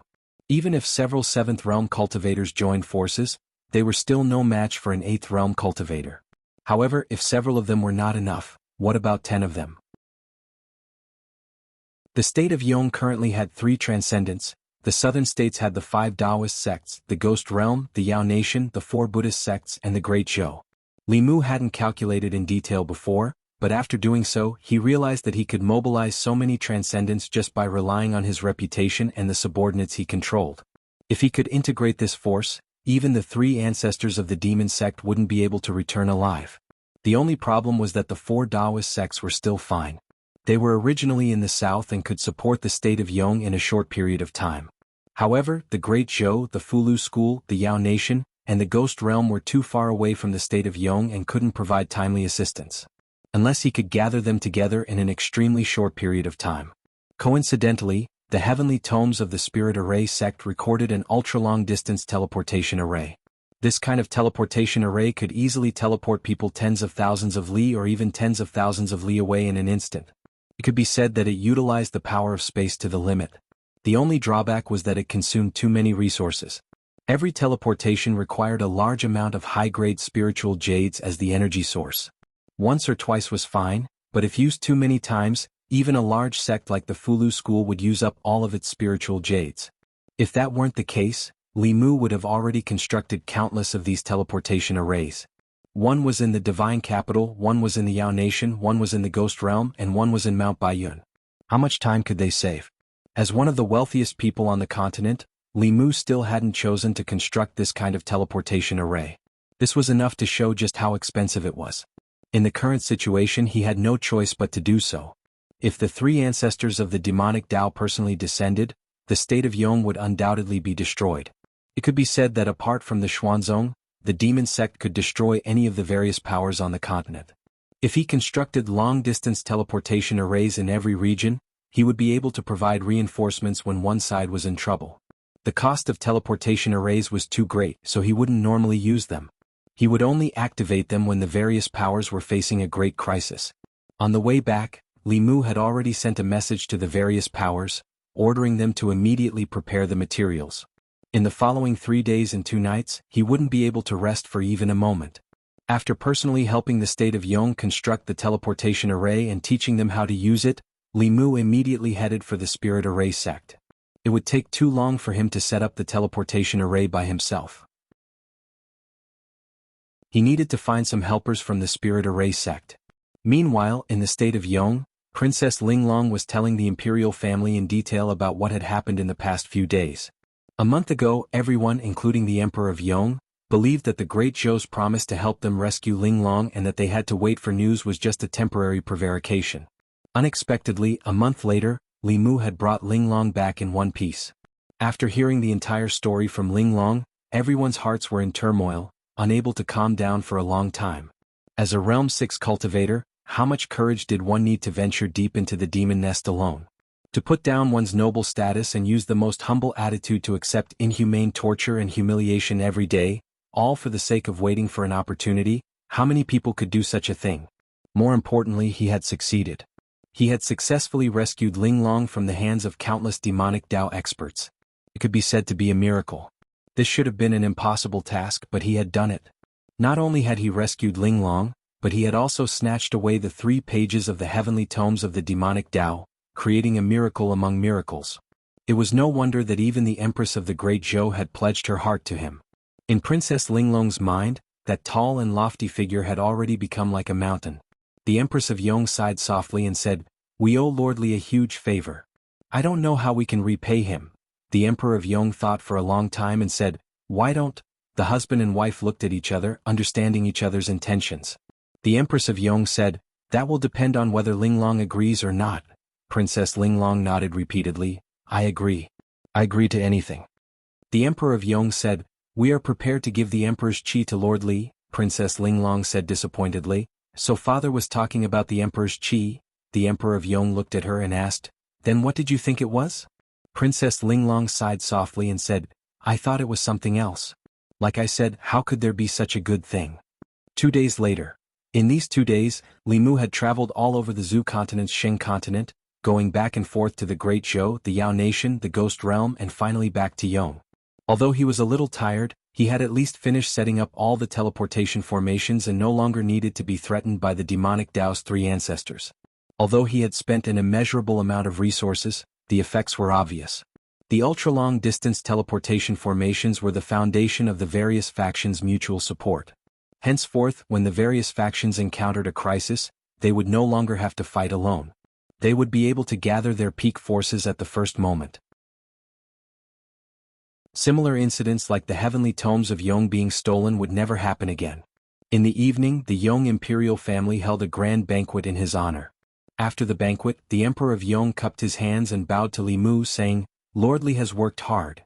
Li Mu waved his hand and said, "As long as all parties can work together to resist the demonic Tao in the future, a bit of hard work is nothing." The Emperor of Yong continued, "Lord Li has done a great favor for Yong. We have discussed it with our fellow clansmen and wish to give Lord Li a gift. Please accept it." Li Mu waved his hand again and said, "Yong has paid tribute to Great Zhou and Great Zhou has protected you. This official does not need any gifts." The Emperor of Yong persisted, "If it weren't for Lord Li, Yong would have faced destruction. As the Emperor, we ought to thank Lord Li heavily. As her father, Lord Li has saved my daughter. Please give me a chance to repay you."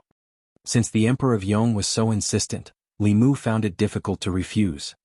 He said, "Since that is the case, I will accept deferentially." The Emperor of Yong revealed a smile and said, "We have discussed it with the madam and have decided to give Linglong." Li Mu's complexion changed greatly and he hastily said, "You can't. You absolutely can't. One didn't necessarily need to repay a life-saving favor with one's body." Xiaobai was still lining up, so how could Linglong have a turn? Moreover, her name wasn't in the Empress booklet. The Emperor of Yong simply didn't know that he was biting the hand that fed him. At this moment, the Emperor of Yong continued, "I will give Linglong's strand of Imperial Qi to Lord Li. Please accept it." Li Mu stared blankly for a moment before asking, "So you were talking about Imperial Qi?" The Emperor of Yong nodded and said, "Half a year ago Yong's ancestral shrine condensed another strand of Imperial Qi. Originally, it was to wait for Linglong to advance to the 6th level before allowing her to refine it. What did Lord Li think it was?" Li Mu coughed softly, his complexion returning to normal. He changed the topic and said, No, this gift is too valuable. I cannot accept it."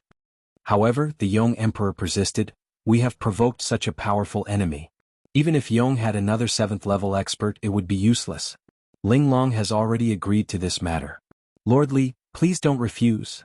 The Great Zhou hadn't condensed a single strand of Imperial Qi for 50 years.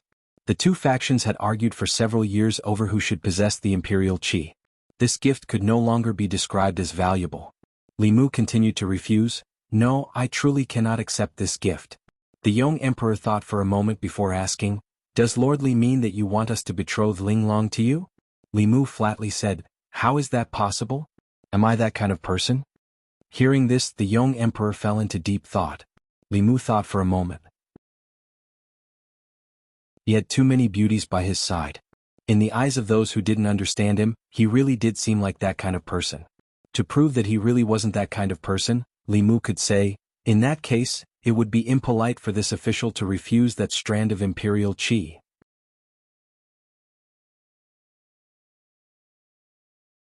Chapter 611. In the Yong ancestral shrine, a golden dragon made of telekinesis coiled around a huge stone pillar. Compared to the golden dragon that Li Mu saw in the Great Zhou ancestral shrine, this dragon was slightly larger but not by much. It probably wouldn't be long before the Great Zhou's imperial aura matured. It had to be said that the Yong kingdom's ability to rule a country and win the hearts of the people was unique. Its territory was only a tenth of the Great Zhou's, and its population was far less than the Great Zhou's.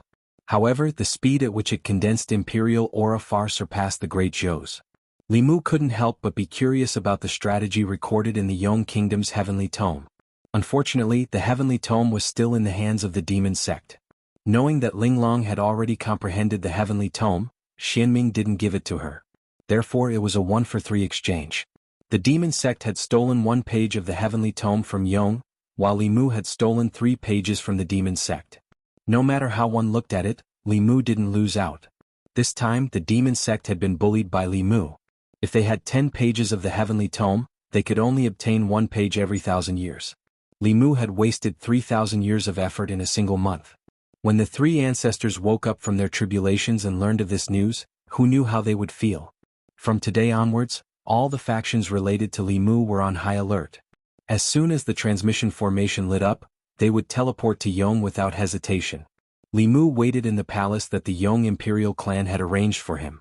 Princess Linglong walked in from outside and said, "Big brother Li, aren't you bored staying here? Why don't I take you to the palace?" After all, this was his first time facing the might of an 8th realm expert. In order to wait for the arrival of the demon sect's 3 ancestors, Li Mu's nerves had been stretched taut. Hearing this, he didn't refuse and strolled around the Yong imperial palace with Princess Linglong. The two strolled around the imperial gardens before arriving at the front hall of the imperial palace. Coincidentally, it was noon at the moment. The officials of the various yamen left the yamen and headed to the food and beverage department for lunch. When they saw the two of them, they all stopped in their tracks and bowed. "Greetings, Princess Linglong." Princess Linglong smiled and said, "Thank you all for your hard work, please go and have your meal." The officials cupped their hands and took their leave. One of them walked a few steps and looked back at Li Mu.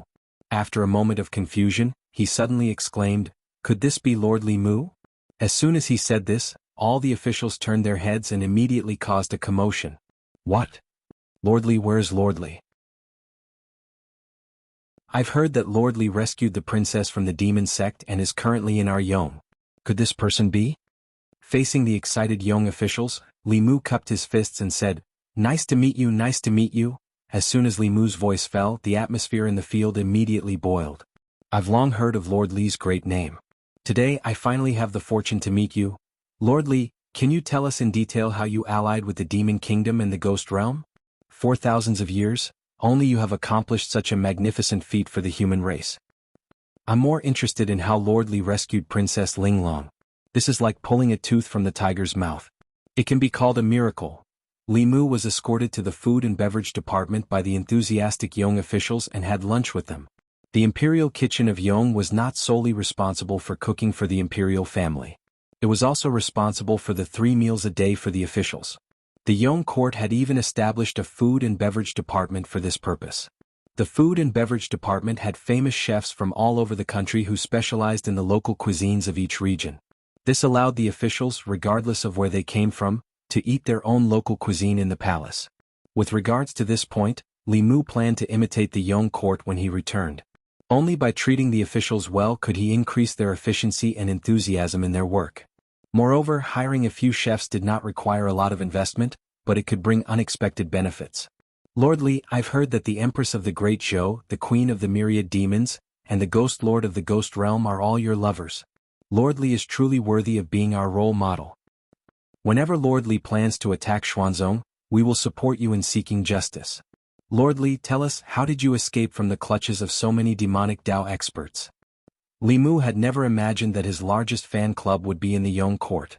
Many officials in the Great Zhou feared him and avoided him like the plague. When the Yong court officials, especially the younger ones, saw him, they were like fans meeting their idol. Among them, Linglong was the head fan club. As a qualified fan club leader, Linglong took the initiative to lead Li Mu away from the imperial palace when she saw that he was unable to bear the harassment of the younger officials. Walking on the streets of the Yong court, Li Mu felt as if he was taking a stroll in the divine capital. The citizens of the Yong kingdom were full of vigor, unlike the people Li Mu saw when he first came to Chengdu. Most of them were lifeless, like walking corpses. The citizens of the Yong kingdom naturally had a lot of telekinesis. On the streets of the Yong court, children played with each other, cheerful laughter filling the air. As the elderly walked through the streets, people took the initiative to support them. Li Mu even saw nursing homes and orphanages. Linglong told him that the court would take care of the elderly and children who had lost their families. The money and resources needed to settle them would come from the national treasury. Coupled with donations from the outside world, there would not be a situation where the elderly and children were left without a home. In addition, the court would allocate funds every year for the impoverished commoners who found it difficult to continue living, providing them with the bare minimum of living expenses. In the Yong court, if the commoners fell ill, they would not have to spend too much. The court would cover the majority of their medical expenses. Li Mu's various experiences in the state of Yong made him realize that he and the Empress had done many important things over the years, but they had neglected these trivial matters. These were the matters closest to the lives of the common people and were also the matters that the common people were most concerned about. It was no wonder that the people of the Yong court were so united. People did not only care about their relatives but also their children. The elderly had their parents, the strong had their uses, and the young had their strengths.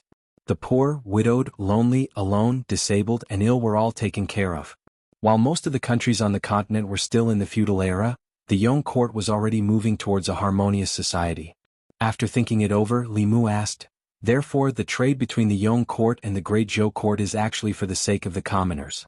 Is this the way of governing a country described in the heavenly book? Linglong nodded. 100 years ago, the old ancestor obtained a page of the heavenly book by chance and slowly comprehended these ways of governing a country. Only then did the Yong court its current state. A single page of the heavenly book was enough to pass down a top-notch sect. The Yong court had 3 transcendents and several Dongxian experts. In fact, they were not inferior to the Taoist sections. It was not an exaggeration to view them as a sect disguised as a government. If the news of the heavenly book had not been leaked, the Yong court would have relied on the willpower of tens of millions of citizens to grow into one of the top powers on the continent in a few decades or 100 years. After all, in terms of willpower, the Great Zhou could not compare to the Yong court. Accompanied by Linglong, Li Mu toured the Yong court for a day. Many insights emerged in his mind. Aside from the dark clouds of the demonic Tao that still shrouded the continent, the Great Zhou's internal and external troubles had basically been quelled. It was time to consider improving the welfare of the commoners and better gather the willpower of the people.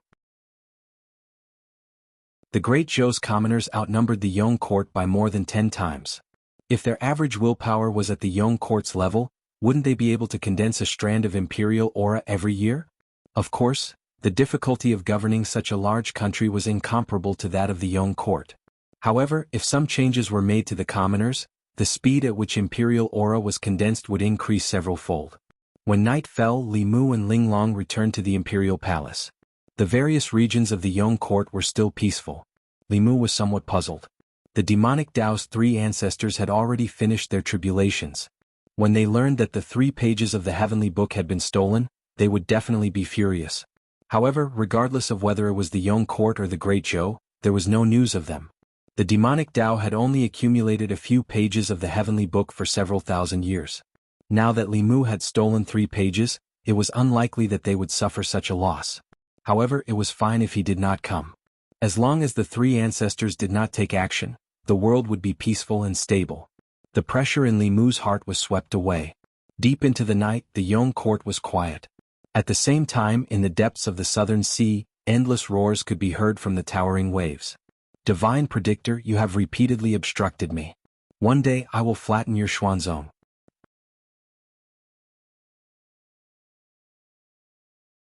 Chapter 6:12. Li Mu originally thought that after the demon sect's 3 ancestors woke up, they would immediately take revenge on him and Yong and snatch back the heavenly tomes.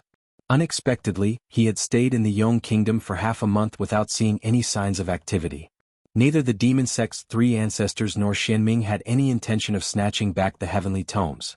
Li Mu's numerous long-distance teleportation formations seemed to have been built in vain. At this moment, Li Mu suddenly recalled that Pei Yi had once said that the 3 ancestors could not easily set foot on the continent. Although Li Mu didn't know the reason behind this, since the devil sect didn't plan on attacking Yong, there was no need for Li Mu to remain here. The reason why he had stayed in Yong for so long was to learn how to govern Yong. The Great Zhou's internal problems had been resolved, and its external troubles had been quelled. What was needed now was peaceful development. In this aspect he needed to learn from Yong. In the Yong Imperial Palace, Li Mu extended his hand to Linglong and said, "Let's go." This time he wanted to bring Princess Linglong back to the divine capital. Firstly, her heart of 7 orifices was extremely attractive to the demonic Tao. If she remained in Yong, Yong would not be able to protect her. In addition, Linglong had taken the initiative to follow Li Mu to the divine capital. She felt deeply guilty for torturing Li Mu every day on the demonic island. Although it was an act, she had really done it. She had taken the initiative to follow Li Mu to atone for her sins. Li Mu had emphasized to her many times that it was only a temporary measure in times of danger. However, Princess Linglong seemed to have accepted this stubbornly. Since he was going to take her with him anyway, Li Mu let her be. Aside from protecting her, Li Mu actually had a small selfish motive. Although the heavenly tomes of Yong had been snatched away by the demonic Tao, Linglong was a walking heavenly tomes. If he brought her to the divine capital and had her help the Great Zhou implement a series of reforms, wouldn't he and the Empress be liberated? As the group watched the 2 disappear, the Yong Emperor suddenly realized something and muttered, "Oh no, we fell into a trap." Great Zhou Shin Du. According to past practice, whenever Lord Li Mu disappeared for a period of time, it meant that he was planning something big. The Great Zhou, the Yao Nation, and the Ghost Realm had formed an alliance during his absence. This time, news of Lord Li barging into the demon sect's lair alone and rescuing Princess Linglong from Yong under the noses of many demon sect experts spread from Yong to Shindu. Even if the people were already used to his actions, they still couldn't help but sigh in their hearts when they heard about this. Lord Li was forever a god. Ever since he stepped into the divine capital, all the things he did were things that others couldn't do, things that others didn't dare to do, and things that others didn't even dare to do. Even the people he chose to date were like this. In the entire Great Zhou, he was probably the only one who dared to flirt with the Empress. At this moment, in the Jianghu Palace, Li Mu was preparing to report to the Empress. Zhou Yi sensed that Li Mu had returned and was originally overjoyed. However, in the next moment, he sensed the aura of an unfamiliar woman beside him. Seeing Li Mu and a young woman walk in, the Empress only shot him a glance and didn't say anything. Li Mu understood the Empress so well that he knew what she was thinking with just a glance. Unhurriedly he introduced, "Your Majesty, this is Princess Linglong of Yong. She possesses the heart of 7 orifices and is one of the important targets of the demon sect. In order to protect her and prevent her from being abducted by the demon sect again, this subject acted on his own initiative and brought her back." Princess Linglong's eyes were filled with stars as she looked at the Empress. She hurriedly bowed and said, "Linglong greets Your Majesty the Empress." Zhou Yi felt uncomfortable under Princess Linglong's gaze. He lightly coughed and said, "Dispense with the formalities. Ali, arrange a palace for Princess Linglong to live in." According to etiquette, the envoys or nobles of other countries should be placed in the Chamberlain of Dependencies. They had never been placed in the palace. Li Mu opened his mouth and said, "Your Majesty, isn't it a little inappropriate to have Linglong live in the palace?" Zhou Yi indifferently glanced at him and asked, "Then where do you think is appropriate for her to live? The Li residence?" Li Mu decisively shut his mouth. Ali and Mr. Mei went to tidy up the palace for Linglong. The Empress walked outside the Jianghu Palace and pretended to be admiring the scenery. She indifferently said to Li Mu, "Her name wasn't on that paper." Li Mu helplessly said, "Your Majesty, what are you thinking? I only brought her back to protect her. At the same time, I also want her to help the Great Zhou implement some reforms that affect the people's lives. Also, she is an admirer of Your Majesty." Zhou Yi was diverted by Li Mu's change of topic. He asked, "What does she admire about me?" Li Mu said, "Your Majesty is young, but you are already one of the most powerful people in the Zhou continent. You control the most powerful empire in the Zhou continent. You are the idol of countless women, including Linglong. She has told me more than once about her admiration for Your Majesty." At the entrance of another palace, Princess Linglong looked at Li Mu and the Empress standing side by side not far away. She was full of joy and said, "Big Brother Li and Your Majesty are a perfect match. Seeing them together makes me happy." Mr. Mei was puzzled and asked, "Your Majesty and Li Mu are together. What makes you happy?" Princess Linglong said, "I don't know. In any case, I'm just happy." Zhou Yi glanced at Linglong from the corner of her eyes and asked Li Mu, "What's there to be happy about?" Li Mu explained, "Your Majesty might not understand, but when she admires the two of us at the same time, she would very much want to see us together. Aren't the people of the divine capital like this? Your Majesty also knows the people's cries for us." Zhou Yi understood Li Mu's explanation. Countless people of the divine capital hoped that she would make Li Mu empress. She didn't expect that there would also be such a person in the distant Yong kingdom. At this moment, Zhou Qiong suddenly didn't care so much about the fact that Li Mu had brought back a beautiful woman. She glanced at Li Mu and said, "Follow me." Li Mu followed behind the Empress and soon arrived in front of the ancestral shrine. The Empress entered the ancestral shrine, and Li Mu followed her in. Inside the ancestral shrine, 36 cauldrons of psychokinesis shone with an abnormally resplendent golden light. The golden threads extending from each cauldron were at least twice as thick as the ones Li Mu had seen last time. Li Mu was astonished for a moment, but he soon understood. The Great Zhou of today was no longer the Great Zhou of the past. After Li Mu helped Su He unify the Ghost Realm and establish a peace treaty with the Great Zhou, the Zhou continent's situation had completely changed. Apart from the demon sect, which the common people couldn't come into contact with, the Great Zhou's internal and external troubles had been resolved. The common people could completely relax and live in peace and contentment. This was the best time that the Zhou continent had experienced in the past several thousand years. And the Great Zhou was destined to be the dynasty that the common people trusted the most and recognized the most. When the common people trusted the country and were proud of the people of the country, the psychokinesis of the people would naturally reach a peak. Within the large cauldron in the center of the ancestral shrine, the psychokinesis dragon was napping. Its body was abnormally thick and solid, not inferior to the one given to him by the young emperor. This meant that the psychokinesis spirit within the ancestral shrine of the Great Zhou had matured.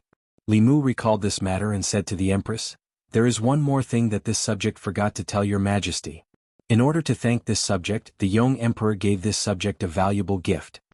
Zhou Yi looked at him and asked suspiciously, "He wants to marry his daughter to you?" Li Mu was speechless. "What is your majesty thinking?" He gave this subject a strand of emperor's qi. Li Mu extended his hand, and another golden dragon flew out from the cauldron. The moment this dragon appeared in the ancestral shrine, the enormous dragon within the cauldron opened its eyes. 2 rays of golden light flashed as it looked at Li Mu. To be exact, it was looking at the other golden dragon beside him. The golden dragon released by Li Mu paused for a moment before letting out a roar and flying towards the golden dragon in the cauldron. The 2 dragons instantly intertwined with each other, biting each other with their dragon heads.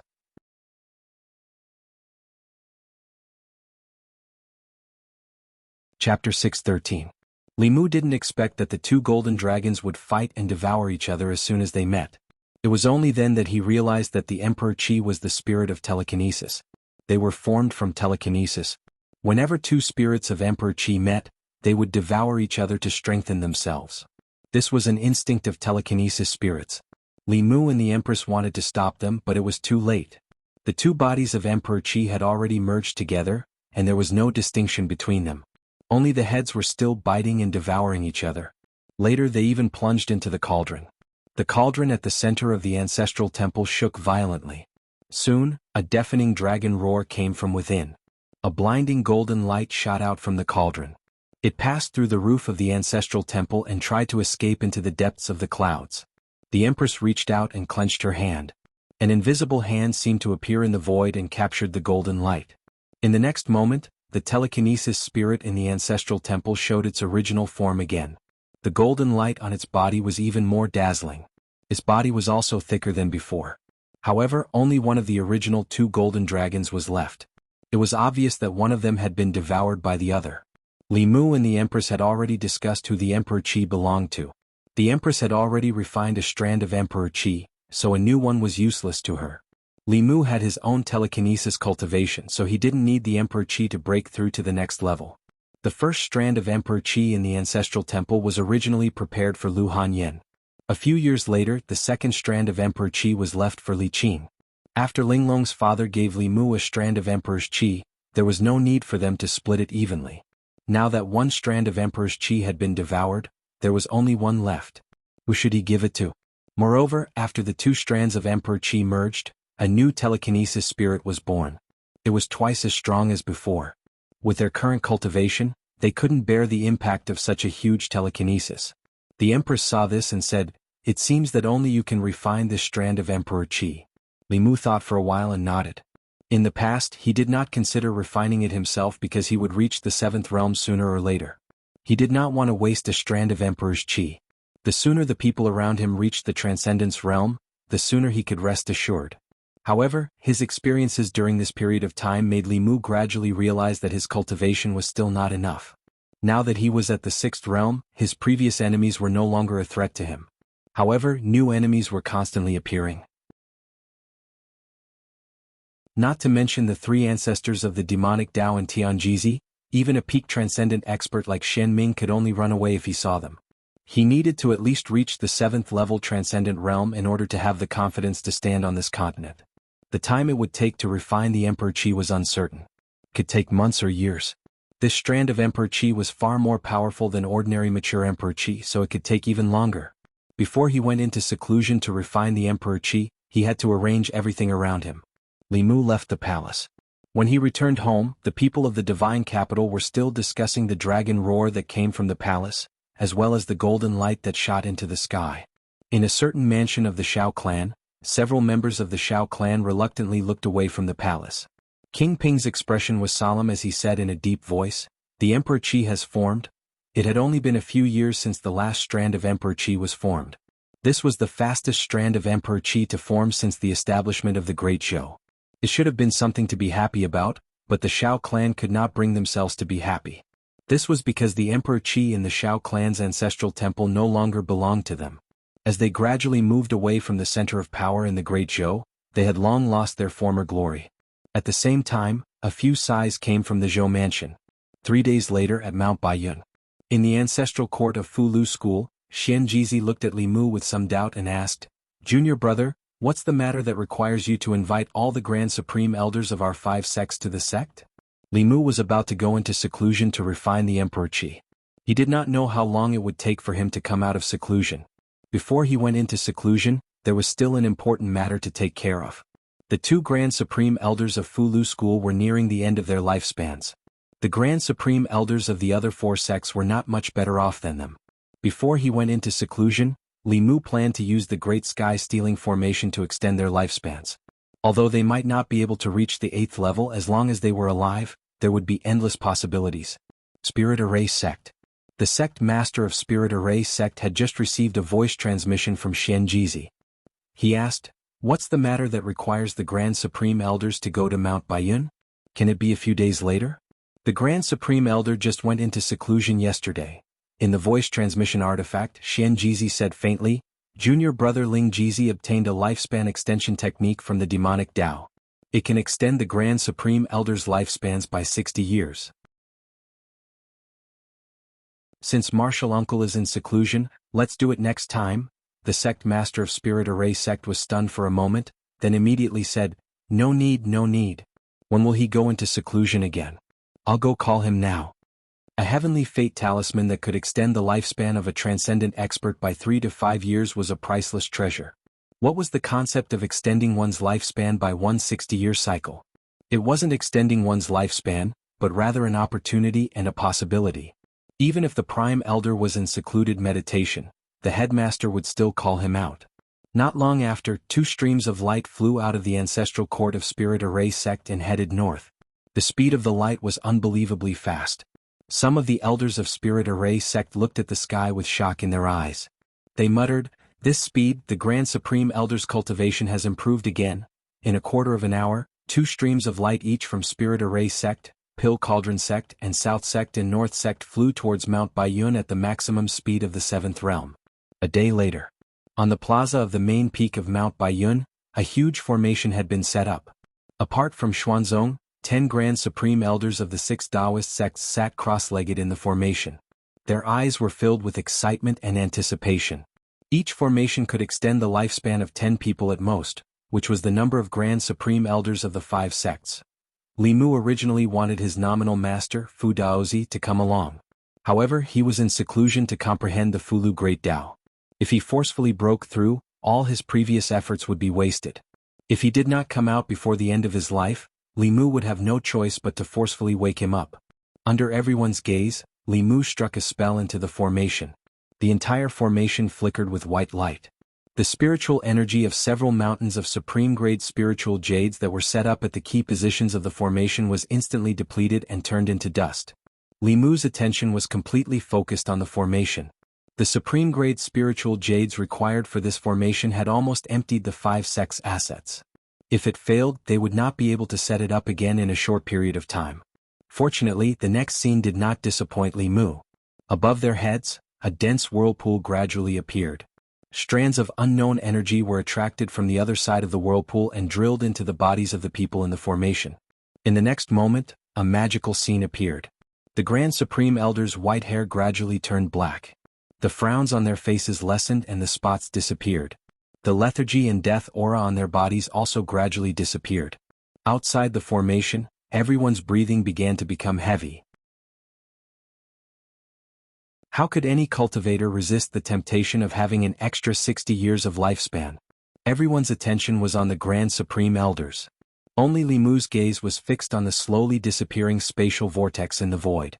The energy that allowed the Grand Supreme Elders to reverse time was something he had never seen in the real world. It was like spiritual energy but much purer than spiritual energy.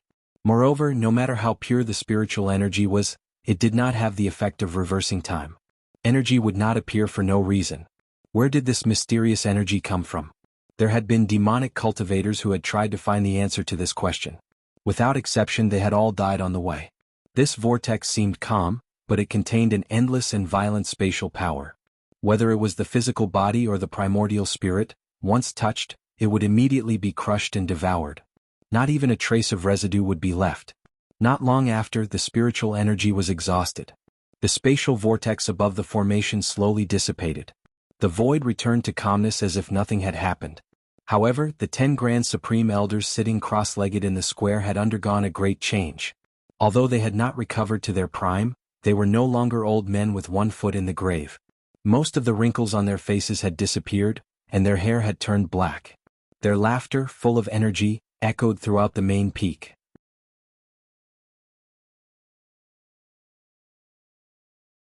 Chapter 6:14. Feeling the new vitality in their bodies, the 2 Grand Supreme Elders of Fu School felt extremely complicated. 2 years ago, they had a premonition that the end of their lives was near. They had planned to pass on their cultivation to the disciples of the school and make one last contribution to the school before they died, passing on their lifetime's cultivation and comprehension. If Li Mu had not advised them at that time, they would not be where they were today. At the same time, they felt pity for the ancestors of the school who had died because of the end of their lifespans. If Li Mu had been there at that time, they would not have had to sacrifice themselves. The two of them looked at Li Mu, their eyes filled with gratification. These old fellows had already been surpassed by the younger generation of the school. But this was a good thing. The future of Fu School rested on his shoulders. The other elders also looked at Li Mu, then cupped their hands together and said solemnly, "Many thanks, Martial Nephew." He had helped them extend their lifespans by 60 years. This was a debt that could not be repaid. In addition to the debt of deciphering the heavenly tomes, they had unknowingly owed Fu School so much. Li Mu smiled at the crowd and said, "We're all family. Martial uncles, there's no need to be so polite." Xian Jizi also smiled and said, "I've already had the disciples prepare a banquet in the main hall to congratulate martial uncles. Martial uncles, please come." After the banquet, the Grand Supreme Elders of the various sects did not leave. Instead, they stayed on Mount Baiyun and discussed the Tao with each other. Every few days they would give lectures on the Tao at the various peaks. Any disciple of Fu School could go and listen according to their interests. Some cultivators who came to Mount Baiyun to buy Fu could also listen if they wanted to. Although Fu School also had experts in the Tao of pills, formations, artifact forging and body refining, their attainments could not compare to the Grand Supreme Elders of the various sections. Originally, the top experts of the various sects would only give lectures during the Taoist conference. At that time, the various sects would at most send experts at the level of first seat. The Grand Supreme Elders of the various sects would personally give lectures. This was a treatment that even Xuanzong had never received. Unknowingly, Fulu School had replaced Xuanzong as the invisible leader of Taoism. Once the news of the Grand Supreme Elders of the various sects preaching at Mount Baiyun spread, countless cultivators flocked to Mount Baiyun. It was an unprecedented event. The news quickly spread to Xuanzong. Ever since Li Mu had caused a ruckus at the exchange meeting, Xuanzong's situation had deteriorated day by day. Great Zhou did not allow Xuanzong to open a training ground in the country. Without a training ground, it would be very difficult to recruit new disciples, and the sect would not have fresh blood flowing in. A huge market had been built outside of Luoyang. Because of its unique geographical advantage and the unconditional support of various sects, almost 90% of Xuanzong's business was taken away. A month ago, Xuanzong's market had been closed.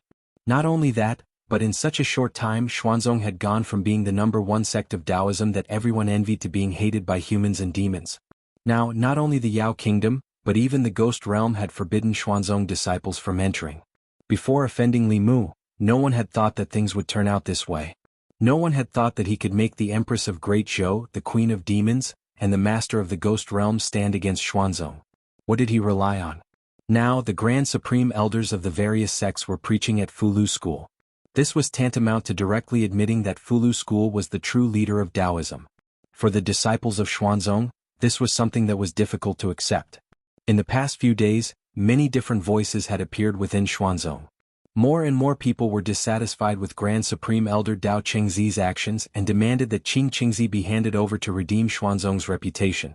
However, Grand Supreme Elder stubbornly insisted on having his own way. After severely punishing several elders who had opposed him, no one dared to bring up the matter again. On the surface, Mao Penglai appeared to be peaceful, but everyone knew that Xuanzong was no longer the Xuanzong of the past. In a Dao palace floating on the highest mountain peak, Dao Qingzi sat on the sect master's chair. Half of his hair was black and the other half was white. His entire person gave off an evil aura. The white-haired half of his face hesitated and said, "Let's hand over Qingzi. This was our fault in the first place." The black-haired half of his face snorted coldly and said in a cold voice, "As long as Uncle Master is here, Xuanzong will still be the #1 sect in the world, even if the 5 sects join forces. When we step into the Dao integration stage, we will destroy the demon Dao and unite Daoism. That's not what I want." You never fight for what you want. Otherwise, the sect master's position would have been yours long ago. Listen to me from now on. Only I can lead Xuanzong to greatness again. In the main hall, the same voice alternated with different tones, making the atmosphere of the main hall particularly gloomy. On Baiyun Peak of Fulu School, Li Mu was enjoying his last moments of comfort before going into seclusion.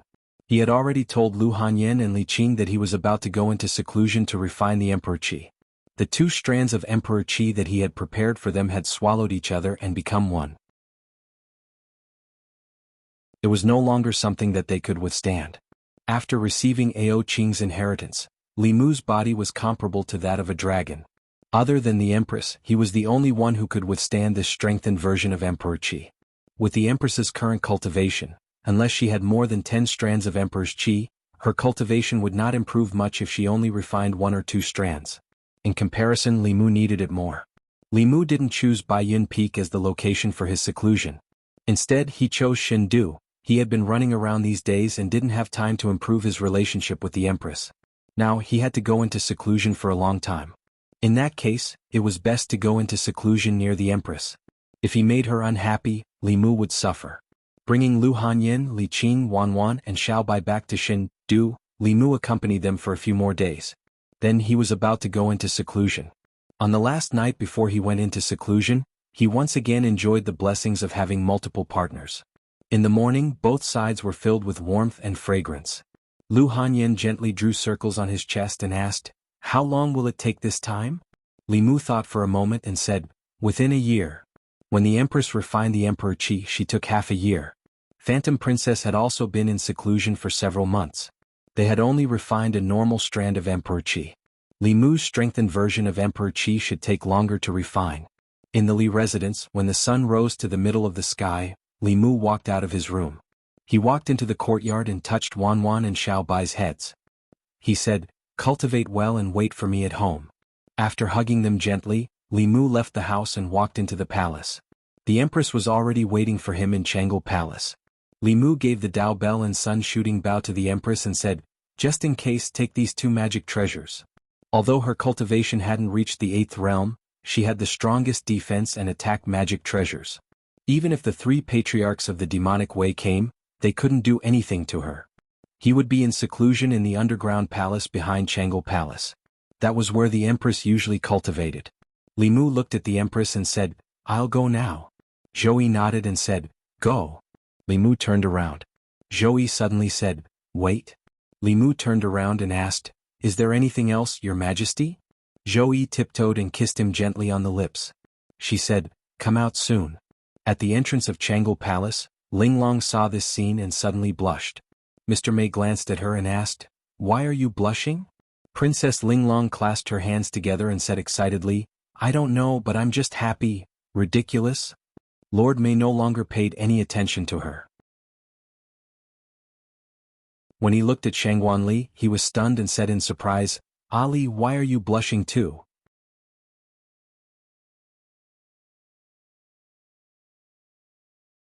Chapter 6:15. Great Zhou Imperial Palace, Underground Palace. Li Mu sat cross-legged on the ground, watching the heavy stone door slowly close. The Empress, Li Exquisite, and the others also disappeared through the door. Beside him was a mountain of spiritual jade.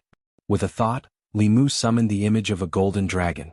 As soon as the dragon appeared, it tried to escape, but the underground palace was sealed off by an array. It could only scurry around in this space before it was bounced back by the array on the wall. After a series of collisions, it roared and charged into Li Mu's body. As the telekinesis spirit entered his body, Li Mu's body radiated golden light as dazzling as the sun. This energy was extremely violent, completely different from the gentle telekinesis he had absorbed in the past. Boundless telekinesis rampaged through his body, as if it wanted to destroy everything. Fortunately, Li Mu's body was comparable to that of the dragon race. After the baptism of the dragon marrow, this pain was nothing to him. Not long after, a golden cocoon formed on the outside of his body. The golden cocoon emitted a faint fluorescent light. The spiritual jade in the underground palace seemed to be attracted by something. The spiritual chi within slowly dissipated and was absorbed into the golden cocoon. The underground palace fell into a long silence. 1 month, 2 months, 3 months. Half a year passed in the blink of an eye. In this half a year, the Zhou continent was peaceful. The people of the Great Zhou lived in peace and contentment. In the ancestral temple of the imperial palace, the new imperial chi had already taken shape. In the past, the imperial court would have needed more than 10 years to condense telekinesis. Now it only took the imperial court half a year. In this half a year, the imperial court issued many policies. The imperial court opened medical centers in the various counties and counties, reducing the majority of the people's medical expenses. At the same time, welfare homes and shelters were established in the various counties to support the elderly and orphans abandoned by their parents. Some people who lived in poverty and found it difficult to survive were also helped by the imperial court. The introduction of a series of policies benefiting the people made them trust the imperial court more and more. The unity of the people's hearts reached a peak since the founding of the Great Zhou.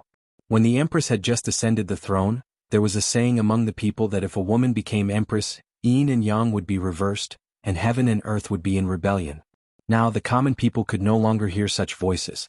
The wise and mighty Her Majesty the Empress and official Li, who wholeheartedly served the people, were in perfect harmony. It was because of this that the people of the Great Zhou's 36 counties could live such good lives today. If anyone dared to criticize this, they would be drowned in the mouths of the people even without the imperial court taking action. Great Zhou's Shindu. The citizens of Shindu had not heard from Lord Li for half a year. After disappearing for half a year, the people did not forget about him. Everyone knew that they were living and working in peace now because there were countless people like Lord Li who were silently working for them in the dark. They did not know the names of these people, nor did they know their identities, but they definitely existed. They used their backbone to prop up the Great Zhou. On the streets of Fairy's capital, Wanwan and Xiao Bai each held a stick of candied hawthorn as they followed behind Lu Hanyan and Li Qing. Wanwan licked the icing on the surface and muttered, "Young master has been in seclusion for half a year. When will he come out?" Xiao Bai gently took a bite of the hawthorn and said, "Benefactor said that he will only come out in about a year." Wanwan sighed and said, "Then Miss will have to think about him for another half a year?" Lu Hanyan turned her head and glanced at her, saying, "I didn't. It was clearly you who was thinking about him." Wanwan said, "Then who was the one who called out young master's name in her dream last night and even touched and kissed me?" Lu Hanyan glanced at Li Qing beside her and blushed.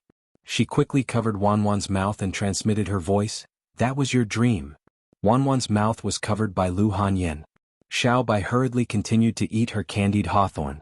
In her heart, she felt that it was nothing to dream about Benefactor.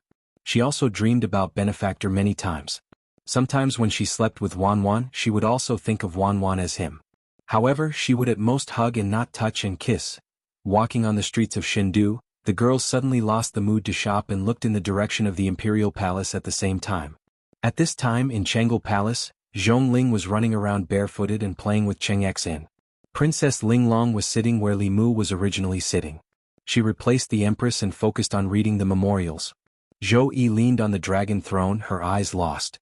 No one knew what she was thinking. Shangguanli stood behind her, her eyes also unfocused. Mr. Mei stood behind Zhou Yi on the other side. He was bored and mumbled, "It's been half a year. I wonder when Li Mu will come out of seclusion." Without Li Mu, the imperial palace was extremely quiet. In this half a year, the empress and Ali's smiles had decreased. She also felt that everything was boring. The atmosphere in Chenggal Palace was quiet and cold. Until a certain moment, a powerful aura suddenly appeared and rushed into the sky from underground. At this moment, Zhou Yi looked up. A long-lost smile finally appeared on her face. At the same time, all the people in Shindu felt their hearts suddenly palpitating.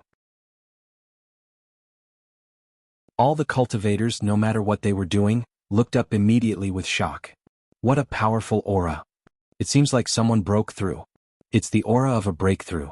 Such a powerful aura. Is it a breakthrough to the 6th or 7th level? The aura coming from the imperial palace shook Shindu. The deans of the 4 academies also felt this aura immediately. 4 streaks of light flew into the sky and gathered together. An old man asked, "It's him?" Another middle-aged man said, "It's him." A middle-aged scholar said, "Other than him, who else could it be?"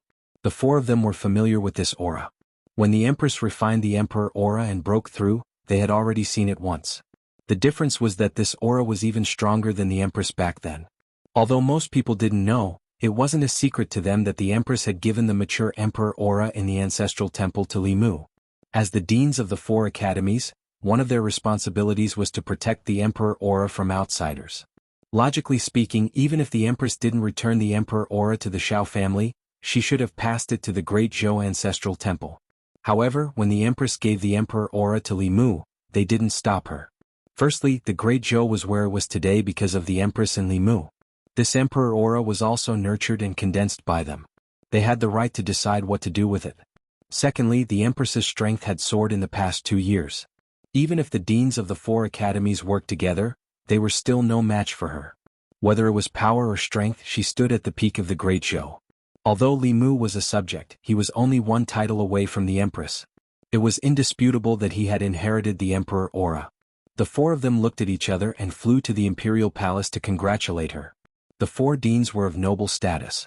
They didn't need to announce their entry to the imperial palace. As soon as they entered Jianghu Palace, they saw 2 figures hugging each other tightly. In an instant their expressions became awkward. Although there were some things that everyone was well aware of, it was the first time they had seen it with their own eyes. When Zhou Qiong and Li Mu hugged each other, they were facing the door of the hall. Zhou Qiong raised her head and frowned. The 4 deans' hearts skipped a beat and they immediately retreated. Not long after, the Empress's voice came from inside the palace. "Come in." The 4 of them walked into Jianghu Palace again and saw the Empress sitting majestically on the dragon throne. A young figure stood in the palace. The 4 deans clasped their hands awkwardly and said, "Congratulations, Lord Li, congratulations, Your Majesty."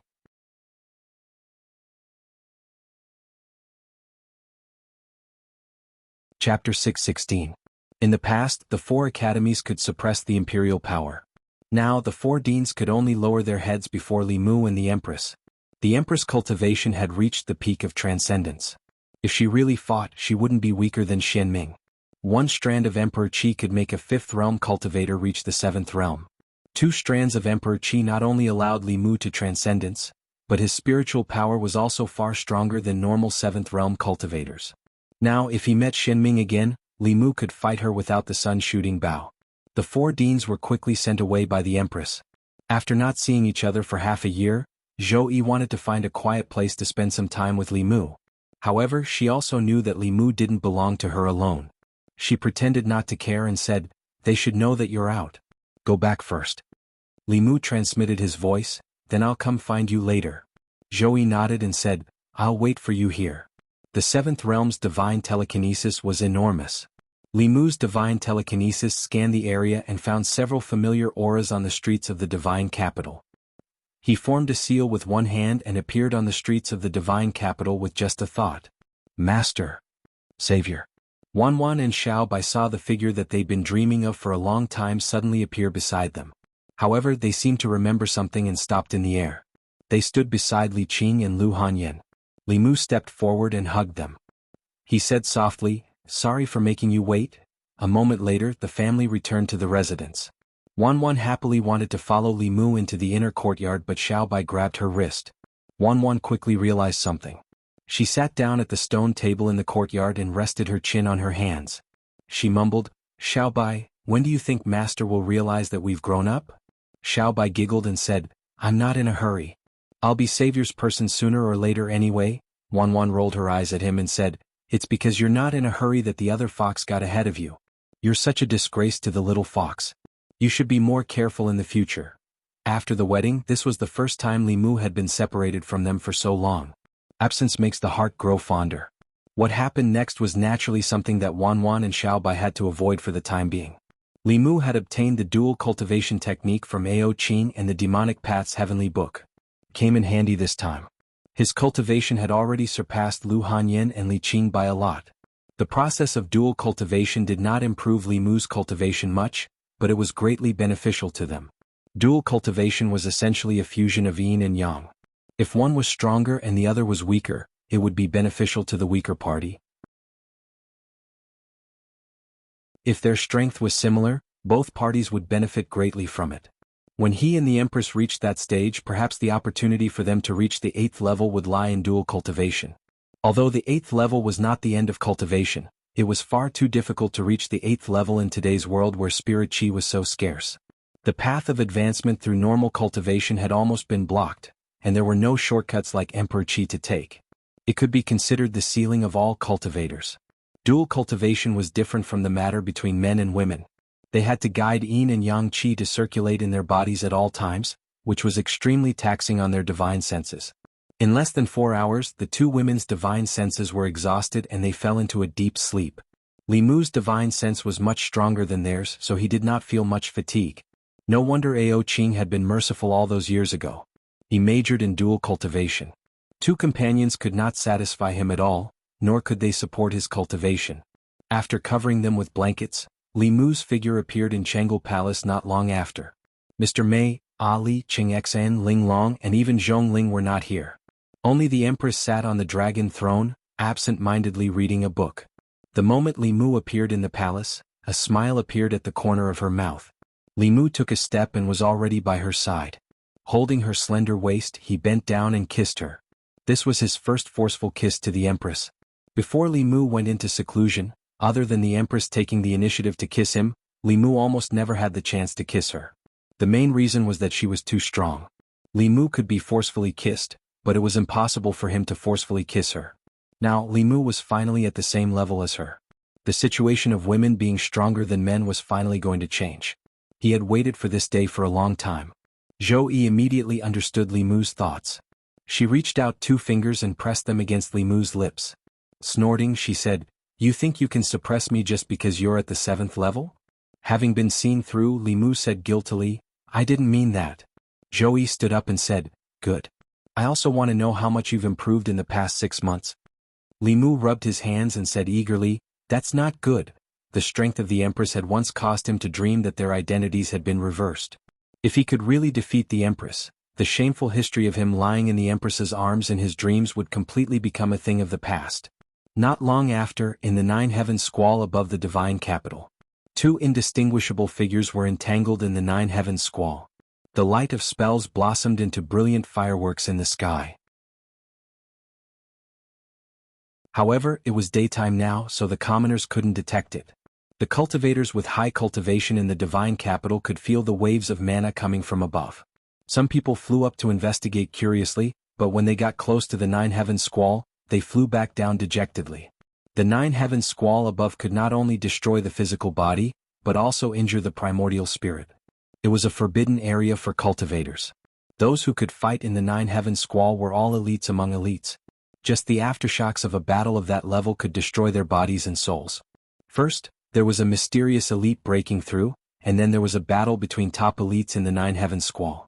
This aroused endless suspicion in the hearts of the cultivators in the divine capital. At this moment, above the divine capital, on a white cloud, Li Mu was pinned down by the Empress. All his mana was sealed. He could only beg for mercy. "Your Majesty, I admit defeat. I admit defeat." Reality proved that after breaking through to the 7th realm, Li Mu was still overconfident. Relying on his many Taoist techniques and rich battle experience, he even dared to fight the 5 patriarchs of the demonic way. Then he was taught a lesson by the Empress. There was no distinction between him and the Empress. Apart from not telling her his background, the Empress also knew the remarkable Taoist techniques that he knew. Fighting with the Empress, Li Mu could not gain any advantage at all. While his transcendence energy far exceeded that of a newly ascended 7th level cultivator, there was still a considerable gap between him and the Empress. From the very beginning, he had been firmly suppressed by the Empress. Now even his body was being pressed beneath her. Facing the Empress, he could not take out the sun-shooting bow, so he could only admit defeat. Zhou Yi looked down at him and said indifferently, "If you want to suppress me, wait until your cultivation surpasses mine." With that, she leaned down and kissed him domineeringly. Walking on the streets of the divine capital, Li Mu sighed softly. That dream of his would probably last for a while longer. The empress was different from others. She was a woman and also an empress. She was unwilling to be under anyone at any time, even if that person was Li Mu. If there was a forced kiss between them, then the one who had the strength to take the initiative would definitely be her. On the way back to the Li residence, Li Mu passed by a street corner. Suddenly he felt something and looked ahead. There was a flag erected at the corner of the street with the words, "Divine Strategy and Wondrous Calculation" written on it. A sloppy Taoist priest sat behind the flag, leaning against the wall and looking listlessly at the pedestrians on the street. Compared to when he first met the sloppy Taoist priest, the current him was filled with a thick aura of lethargy. More of his hair was white and brown spots appeared on his face. This was a sign that his lifespan was reaching its end. Looking at the sloppy Taoist priest, Li Mu could not help but sigh in his heart. When he first met the sloppy Taoist priest, he was only a mortal. If it were not for his reminder, Li Mu would probably have died from the scattering of his 7 souls. Later, Li Mu recruited him into the department of worship and gave him a talisman of divine secrets, which allowed him to temporarily extend his lifespan. But now, it seemed that he would not be able to break through before his lifespan ended. On the other hand, Li Mu had already broken through before him. Sometimes, the path of cultivation was just this cruel. At the corner of the wall, the scruffy old Taoist priest sensed something and looked ahead, catching sight of a familiar figure. Seeing Li Mu again, he subconsciously wanted to check his cultivation. But when he used his spying ability, all he could see was a cloud of fog. Shocked, he even jumped up from the ground and said with a trembling voice, You.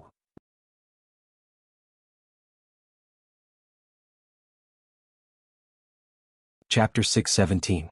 On the street corner of the divine capital, the slovenly Taoist priest stared at Li Mu as if he had seen a ghost. The first time he met Li Mu, he was just a mortal who had lost his 7 souls. At that time, he was already at the peak of the 6th realm and was seeking an opportunity to transcend. He kindly reminded him. The second time they met, Li Mu had already stepped onto the path of cultivation. After that, every time he met Li Mu, his cultivation would become stronger. Until this time, even he could not see through Li Mu's cultivation. There were generally 2 reasons for such a situation. First, Li Mu had a magic treasure that could hide his aura and cultivation. Second, Li Mu's cultivation had already surpassed his. He subconsciously thought that it was the former. However, the feeling that Li Mu gave him was not the former. At this moment, when he faced Li Mu, he even felt like he was facing the Empress of the Great Zhou. The slovenly Taoist priest stared at Li Mu and said in shock, You have already transcended. Li Mu did not know how to answer this question. The main reason was that reality was too cruel for the slovenly Taoist priest. If it was Li Mu, a mortal that he would not even look at a few years ago, had already surpassed him in cultivation, he would feel somewhat disappointed.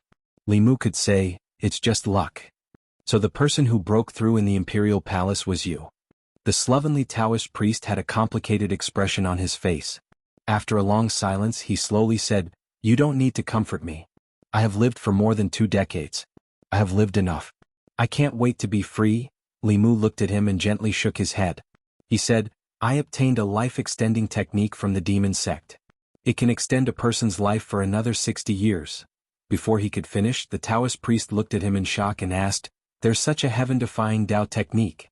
Li Mu nodded and said, "Since we are fated to meet again today, I originally wanted to repay Senior's kindness in the past, but I didn't expect that Senior had already seen through life and death and wanted to be free as soon as possible. Since that is the case, then forget it." The slovenly Taoist priest hurriedly stepped forward and said, I'm just saying. Who doesn't want to live a few more years? Don't forget, I saved your life." Li Mu did not forget about this. Even though he had used a heavenly fortune talisman to settle the debt between them, the debt of saving his life was immeasurable. The grand elders of the various sects had already extended their lives once. Next up would be people like the slovenly Taoist priest, who were nearing the end of their lives but were still stuck at the peak of Dongxian, unable to reach the 7th realm. Compared to the grand elders of the 7th realm, the grand elders were only at the 6th realm, so they used less energy to open the formation.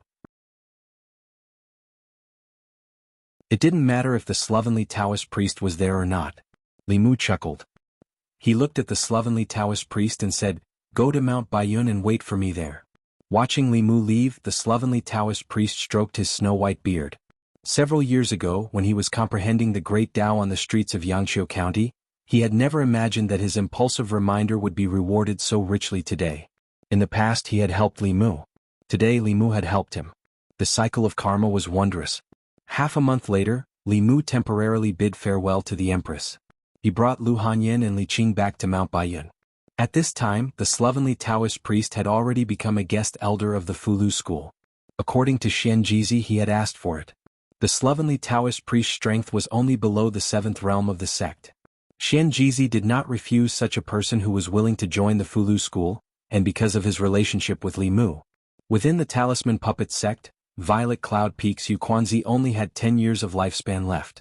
Li Mu asked Xian Jizi to inform the other 4 sects, asking them to choose 2 first seats with the shortest lifespan. Once again they set up a grand formation to help them extend their lifespan by 60 years. In this way, the grand elders of the 5 Taoist sects would not be affected by their lifespans for the next few decades. On the main peak of Mount Baiyun, Xian Jizi looked at Li Mu and stroked the short beard on his chin. He said, "Since junior brother has successfully transcended, it is time for senior brother to give up the position of head teacher." Li Mu waved his hand and said, "Senior brother, you should sit on the position of head teacher for now. I'm used to being free and undisciplined. I am temporarily unable to bear the heavy responsibility of being head teacher." Although he shouldered the heavy responsibility of revitalizing the sect and had been in charge of all matters of the Fulu school, in reality, he was no different from the head teacher. However, on the surface the Fulu school still needed Xian Jizi to act as the face. After all, Xian Jizi's image was that of an immortal Taoist senior. He was not like Li Mu, who had no other good points other than his good looks. Although Xian Jizi was helpless, he did not raise any objections. On the surface he was still the head teacher of the Fulu school, but in reality, Li Mu was the one in charge. As a disciple of the Fulu school, he could only obey Li Mu's arrangements. After arranging the matters of Mount Baiyun, Li Mu went to the Yao Nation. A month before he came out of seclusion, Phantom Princess had already come out. Now she was a 7-tailed fox and was the true queen of the demons. The 4 great tribes of the Yao Nation had already completed the incorporation of the demon clans.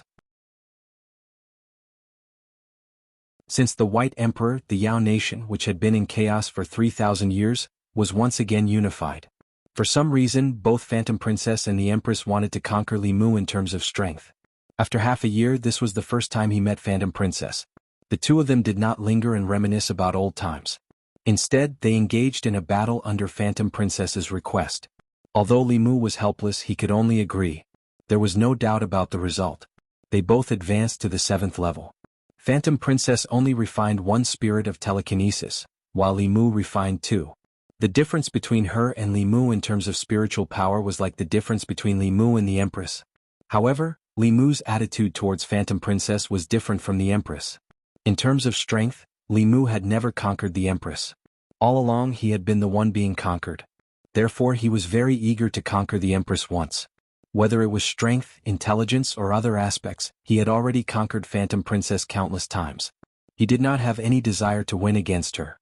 In order to take care of her emotions, Li Mu tied with her.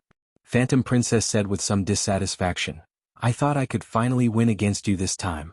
Why did you advance so quickly?" Li Mu held her hand and asked, "If I don't increase my cultivation, how can I protect you in the future?" Phantom Princess only acted coquettishly in front of Li Mu. Then she asked expectantly, "Tell me, between me and Zhou Yi, who is stronger?" She did not have a clear understanding of how strong the Empress was. That was why she asked such a question. Li Mu revealed an awkward but polite smile and said, "She is she, you are you. You both have your strengths. Don't compare everything."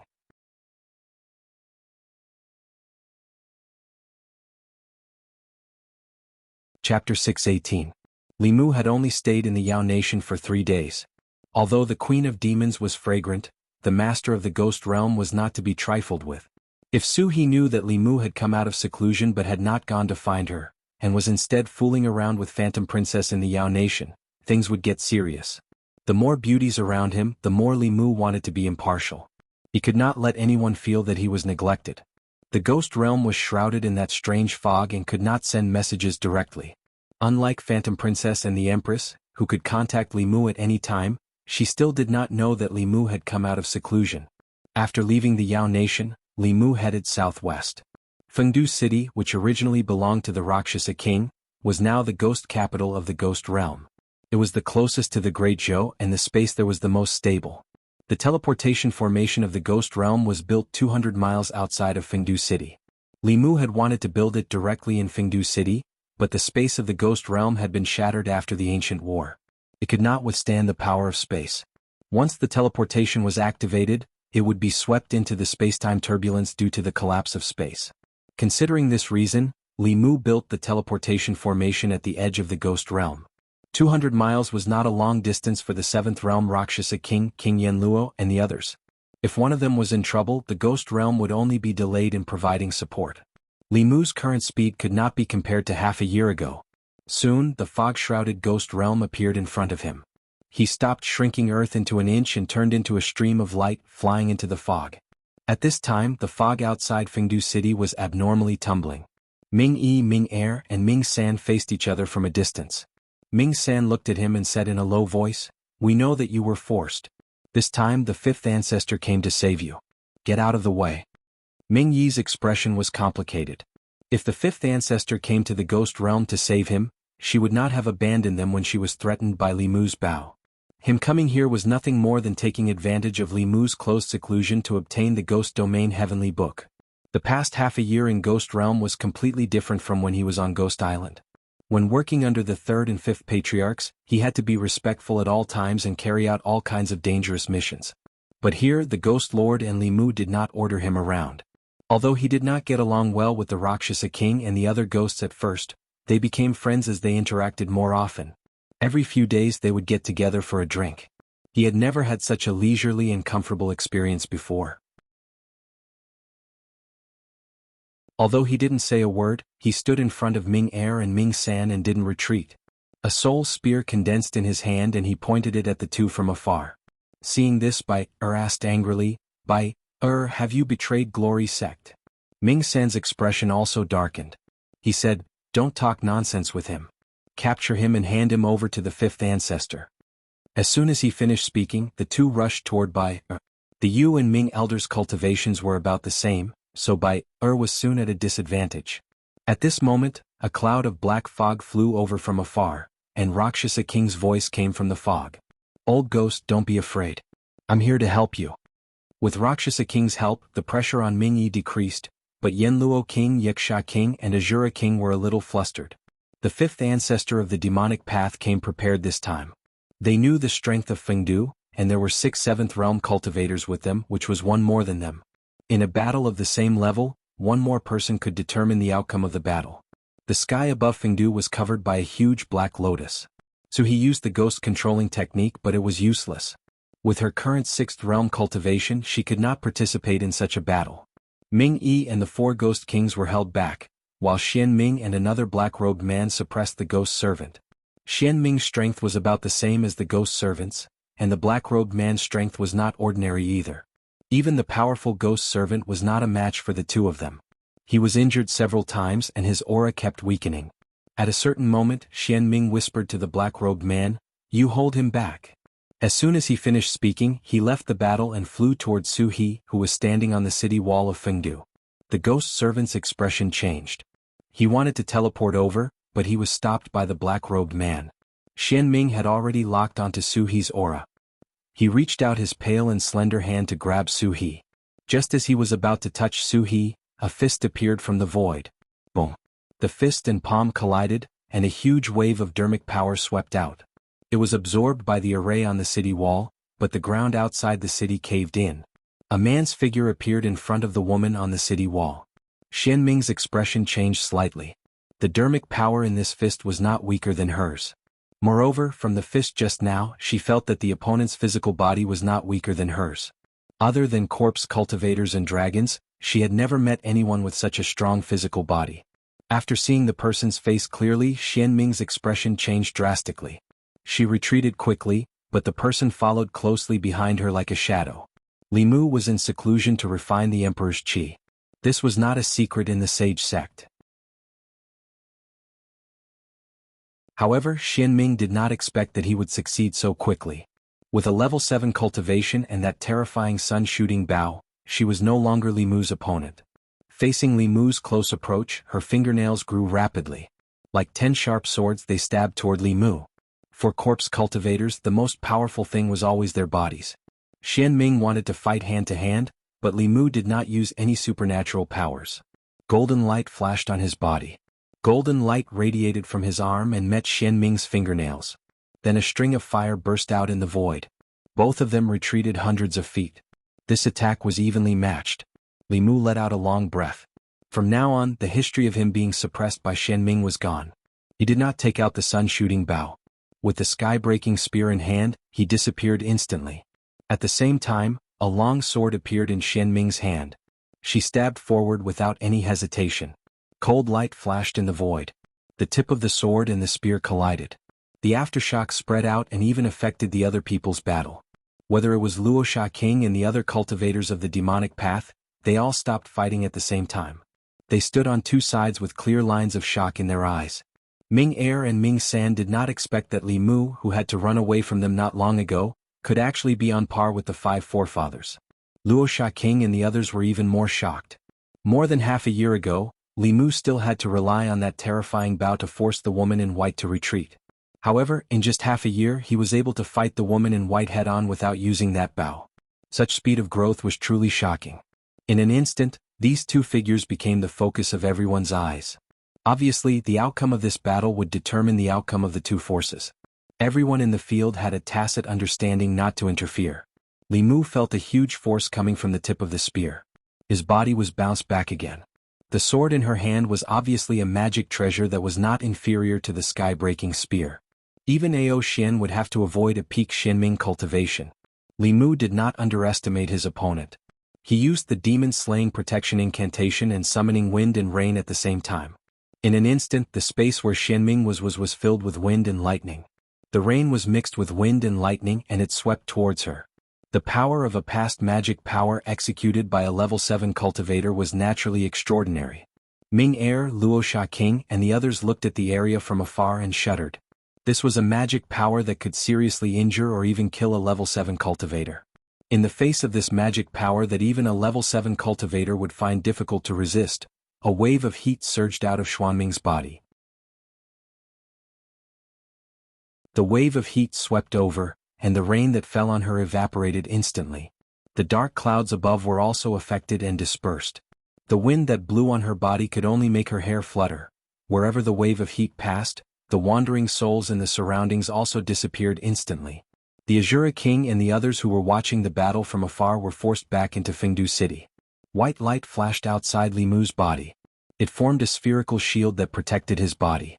Although this wave of heat could not hurt his body, Li Mu's clothes could not withstand it. If he was not careful, he would be naked with everyone present. In the two short exchanges, neither Li Mu nor Xianming had the upper hand. In a fight between cultivators of the same level, especially those at the peak of their cultivation, it was hard to determine the winner in a short time. There was almost no magic power that could be executed by a level 7 cultivator that could end a cultivator of the same level in an instant. The terrifying thing about the sun-shooting bow was its instantaneous explosive damage. No magic or Dao technique could achieve that. Li Mu and Xianming were hundreds of feet away from each other. They did not attack again. Both of them knew very well that under normal circumstances, neither of them could do anything to the other. They could only keep exhausting each other and gamble on who would be the first to die. Of course, this was only under normal circumstances. When Li Mu extended his hand and retrieved the sky-piercing spear, Xuanming's expression changed drastically. He waved his sleeves and swept up the few demon Dao cultivators beside him. His figure gradually faded. "Freeze." At this moment Li Mu said softly. His fading figure paused for a moment and then disappeared. But beside him there were two figures who were left behind. Ming Er and Ming San stood in place stunned. The Azura King, Yanluo King, Rakshasa King, Yaksha King, Guei, and the ghost servant slowly looked at them.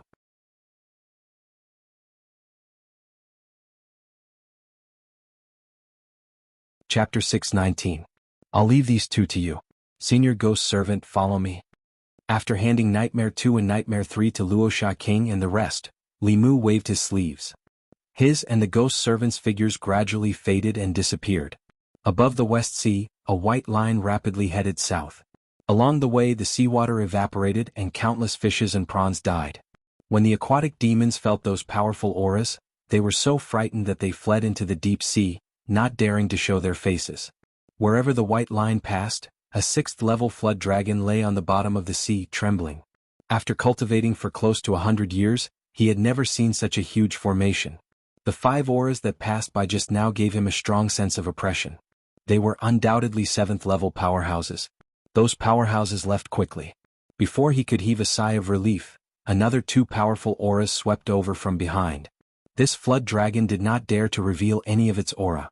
It waited until the surface of the sea calmed down before it dared to show its head. Looking in the direction where those powerhouses disappeared, its eyes were filled with shock. At this moment, it finally realized that the 2 people who came later seemed to be chasing after the 5 people. 2 7th-level powerhouses chasing after 5 7th-level powerhouses. What was going on? Although he was very curious, he was still afraid of those powerhouses' auras. He did not dare to go closer to watch. Swinging his tail, he swam towards the deep sea. Xian Ming brought a few subordinates and escaped from the ghost realm of the Shen continent to the West Sea. From the West Sea to Yenzhou, she flew all the way to the South Sea. In her 10,000 years of cultivation, she had rarely been in such a sorry state. When Li Mu was at 6th level, he could already hurt her with the sun-shooting bow. Now that he was at 7th level, his dermic powers were 10 times stronger than before. He only needed to shoot an arrow with all his strength to kill her on the spot. 10,000 years of inheritance would be destroyed by one arrow. With the sun-shooting bow in hand, the only one in Sage Sect who could kill Li Mu was the 3rd Elder. But the moment the 3rd Elder stepped out of Ghost Island, he would be stopped by Tianjizi. This was why Li Mu could do whatever he wanted on the mainland. In Yenzhou, on an endless grassland wherever Xian Ming passed, the vegetation would wither and turn to dust. Her speed was extremely fast, but in the pass she had to pass, there was a ripple in the void and 2 figures appeared. Li Mu's shrinking technique allowed him to cross hundreds of miles easily.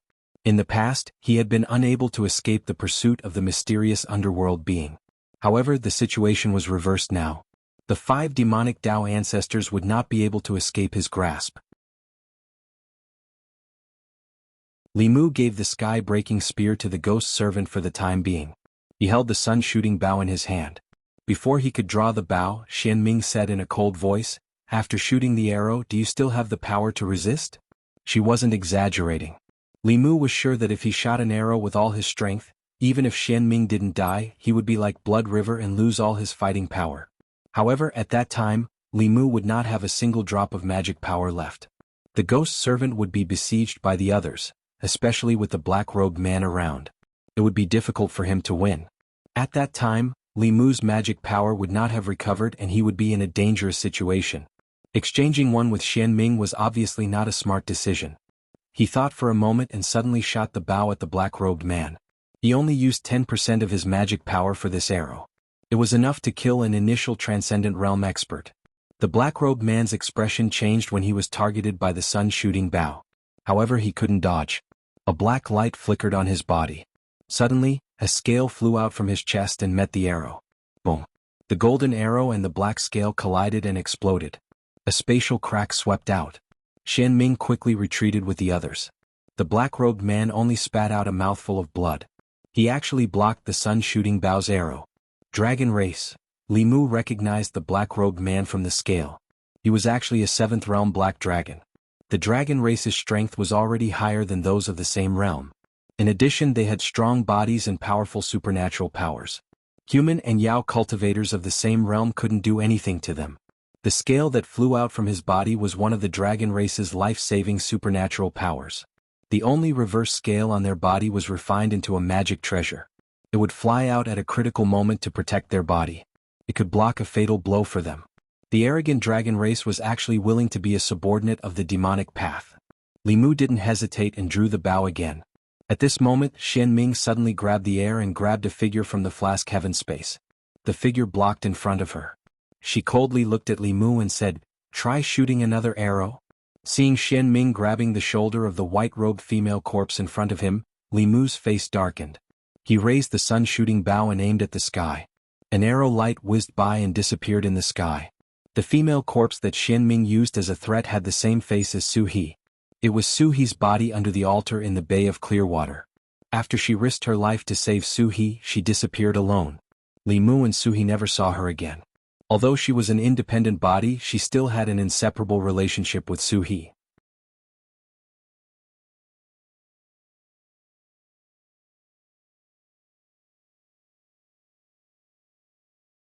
Tianjizi, let's see how you will stop them when the time comes. Soon Xian Ming flew out of the high tower. She looked at the man in black and said, Ao Xian's sun shooting bow is in Li Mu's hands. You know what to do, right? The man in black nodded and said, I will return to the clan and inform the elders.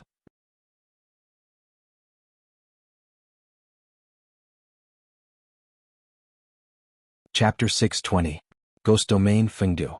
In a quiet room, Li Mu placed his palms on the back of the spirit corpse. The cold air from his palms continuously flowed into her body. Around the two of them were countless fulu. The fulu produced endless cold air and the entire room was covered in a layer of ice. The poison of Xian Ming's corpse fire was extremely overbearing. Li Mu spent several hours to help her get rid of it. When the last trace of fire poison was removed, the spirit corpse's eyes suddenly opened. Feeling that there was someone behind her, she seemed to have recalled something. Her face quickly became alert. Her body suddenly turned, and the two sharp teeth at the corner of her mouth shone with cold light. She bit towards Li Mu's neck. Li Mu reached out and pinched her mouth in time, saying, Don't bite, it's me. When she saw Li Mu, the spirit corpse's expression froze. Her alert expression gradually disappeared. Her rapidly growing nails also retracted. She began to look around with a confused gaze. Until she saw Su-He standing at the door of the quiet room, a trace of joy naturally appeared on her face.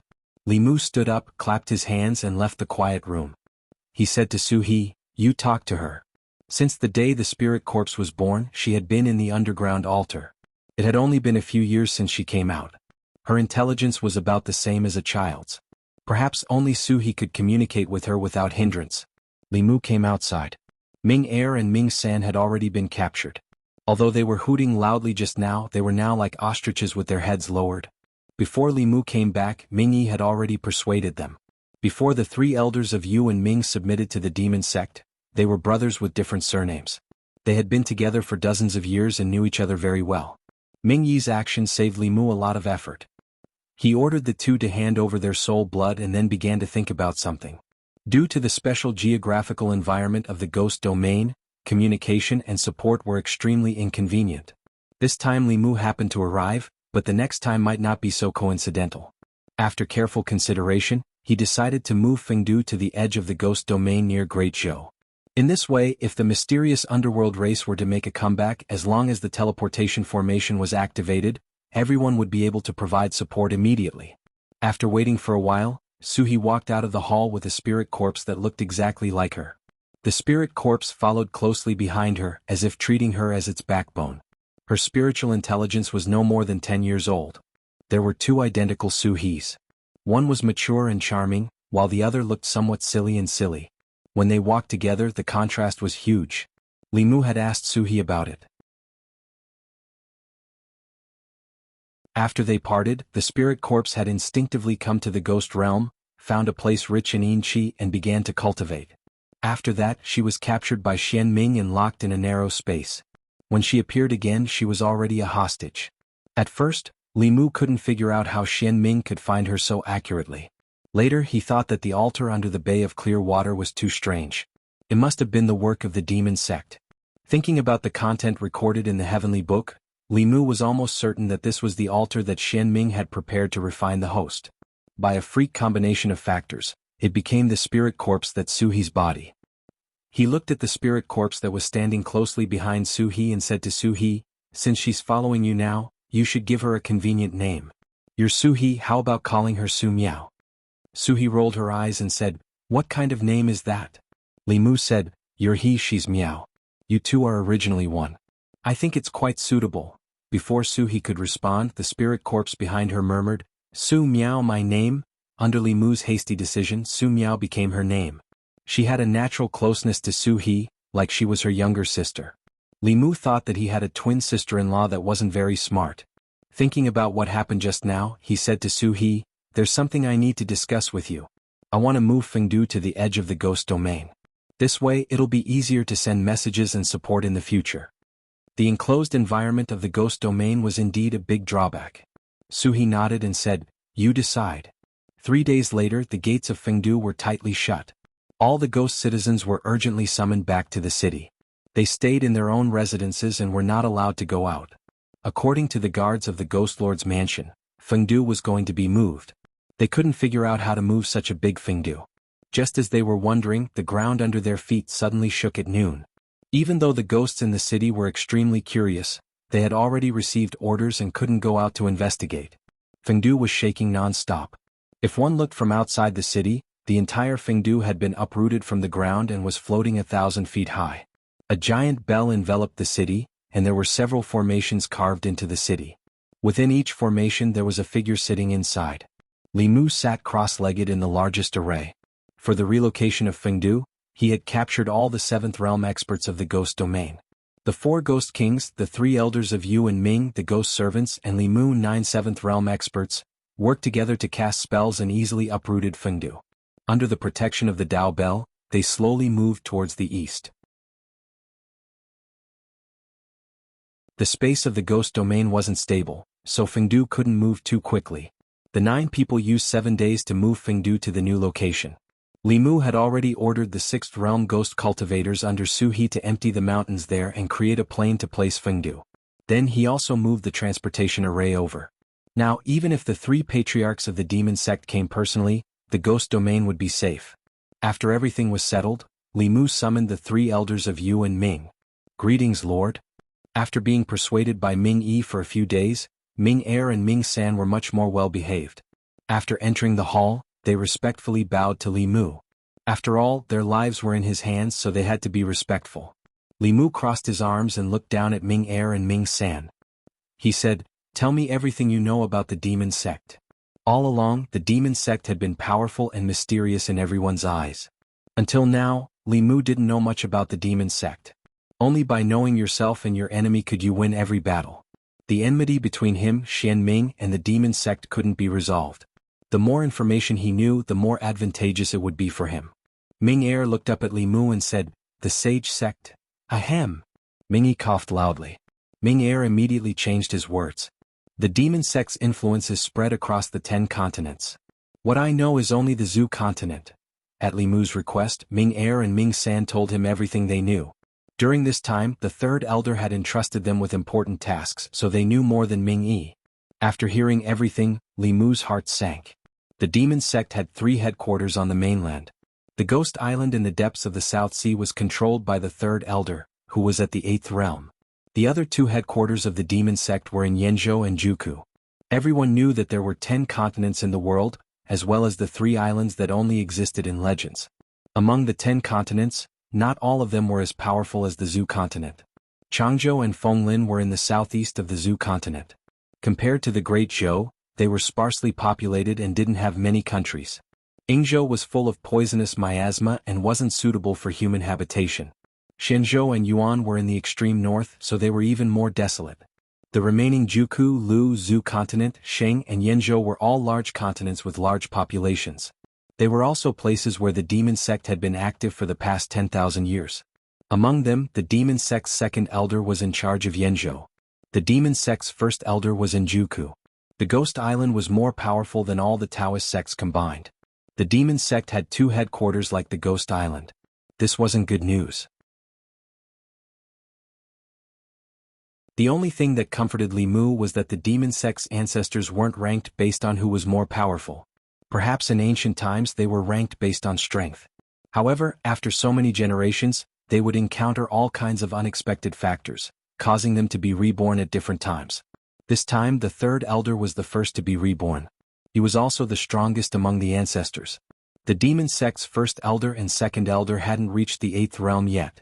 This could be considered good news, but it wasn't entirely so. Combining the fragmented memories of Blood River and the words of the 3 elders of Yu and Ming, Li Mu knew that the demon sect's current strength might be at its peak in the past 10,000 years. This didn't refer to absolute strength. After all, 10,000 years ago there were many 9th realm cultivators. Just one of them would be enough to destroy the current demon sect. At that time, the demon sect had countless powerful cultivators. Several 9th realm cultivators would appear at the same time. However, the cultivation world at that time was also full of powerful cultivators. The demon race, the dragon race, the ghost race, and the human race could all suppress the demon sect. Now, although the demon sect had declined, the entire cultivation world of the continent had declined even more. If the other 2 demon sect ancestors reached the 8th realm, they would be invincible and sweep the continent. It was only a matter of time before the demon sect's 3 elders reached the 8th realm. Thinking of this, Li Mu sighed softly. He was a little worried.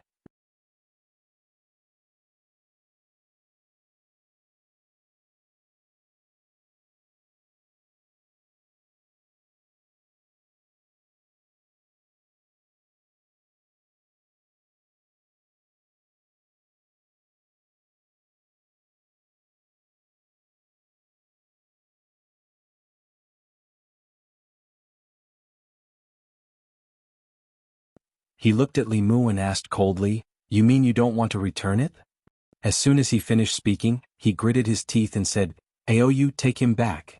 A black light flashed in front of Li Mu, and the figure of another Dragon Clan elder suddenly appeared. He stretched out a dragon claw and grabbed Li Mu's neck. The Dragon Clan was the strongest clan in the world. Even a newborn dragon had the strength of a human at the 4th realm. With the Dragon Clan's strong physical body and special abilities, they could often suppress human or demon experts of the same level. This old dragon was extremely fast. When he appeared beside Li Mu, no one could react in time. If he could capture Li Mu in one move and bring him back to the Dragon Palace to interrogate him slowly, with the speed of the Dragon Clan, no one present would be able to stop him. However, just as his dragon claw was about to touch Li Mu's neck, a white fist met it.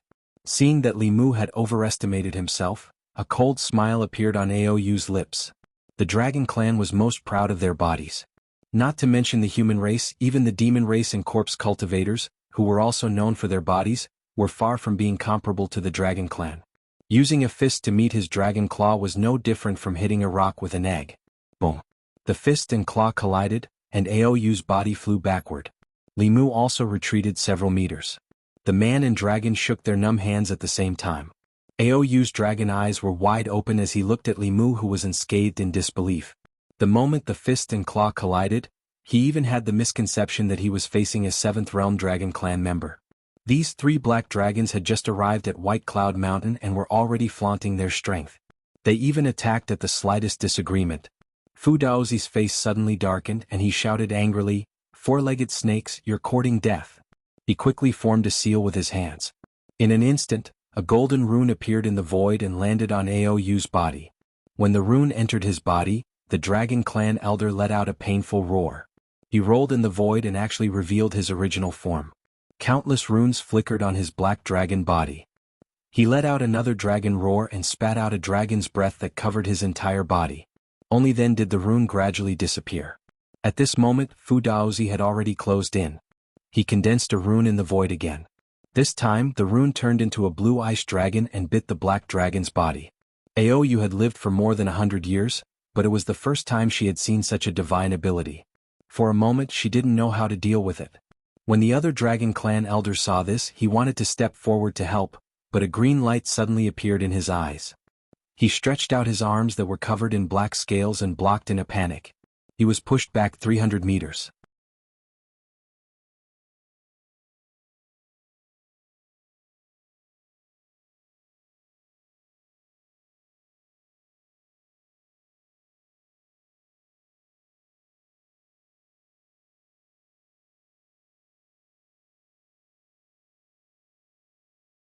Seeing that familiar figure, the two's delicate bodies trembled.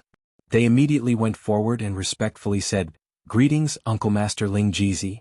Li Mu smiled and said, "You two also came to the ancestral court." When he went to the realm of ghosts for the first time, he met the two by chance. At that time, Chen Yingying was still an outer sect disciple of Fulu's school, and Wu Qian was a rogue cultivator. Now, looking at their clothes, they were clearly 4th-generation disciples of Fulu's school. Although the two were women, they were courageous and affectionate. Li Mu still had a deep impression of them. He stretched out his hand and 2 bottles of pills appeared in his palm. Li Mu handed the pills to them and said, "Meeting again is fate. These 2 bottles of pills are for you. Go into seclusion and refine them. They should be able to help you break through as soon as possible." The 2 women respectfully accepted the pills and said, "Thank you, Uncle Master Ling Jizi." Li Mu looked at them as if he was looking at a junior and said, "Cultivate well. If you have any questions about cultivation, you can ask your Uncle Master Ling Jizi or me." Chen Yingying and Wu Qian nodded respectfully. Even though Wu Qian was actually older than Li Mu, when facing him she couldn't help but feel the admiration of a junior towards an elder. After a short chat with the 2 women, Li Mu planned to leave. Suddenly, he turned his head and looked at the distant horizon. At the end of the northern horizon, a black line suddenly appeared.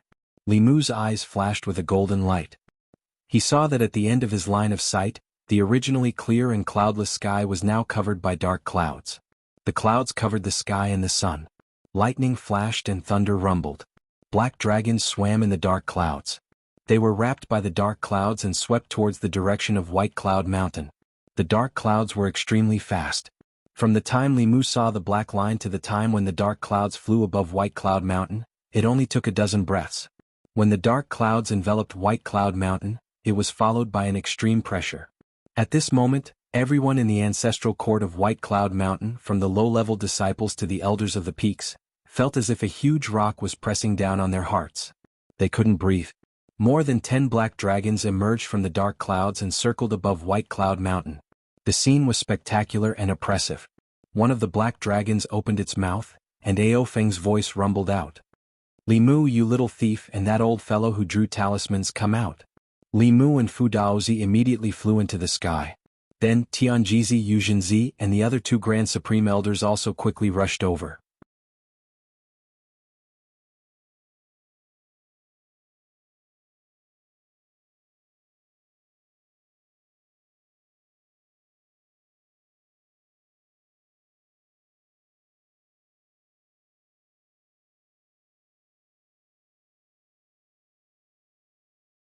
Ao Feng roared angrily when he saw that his fellow dragon had been severely injured.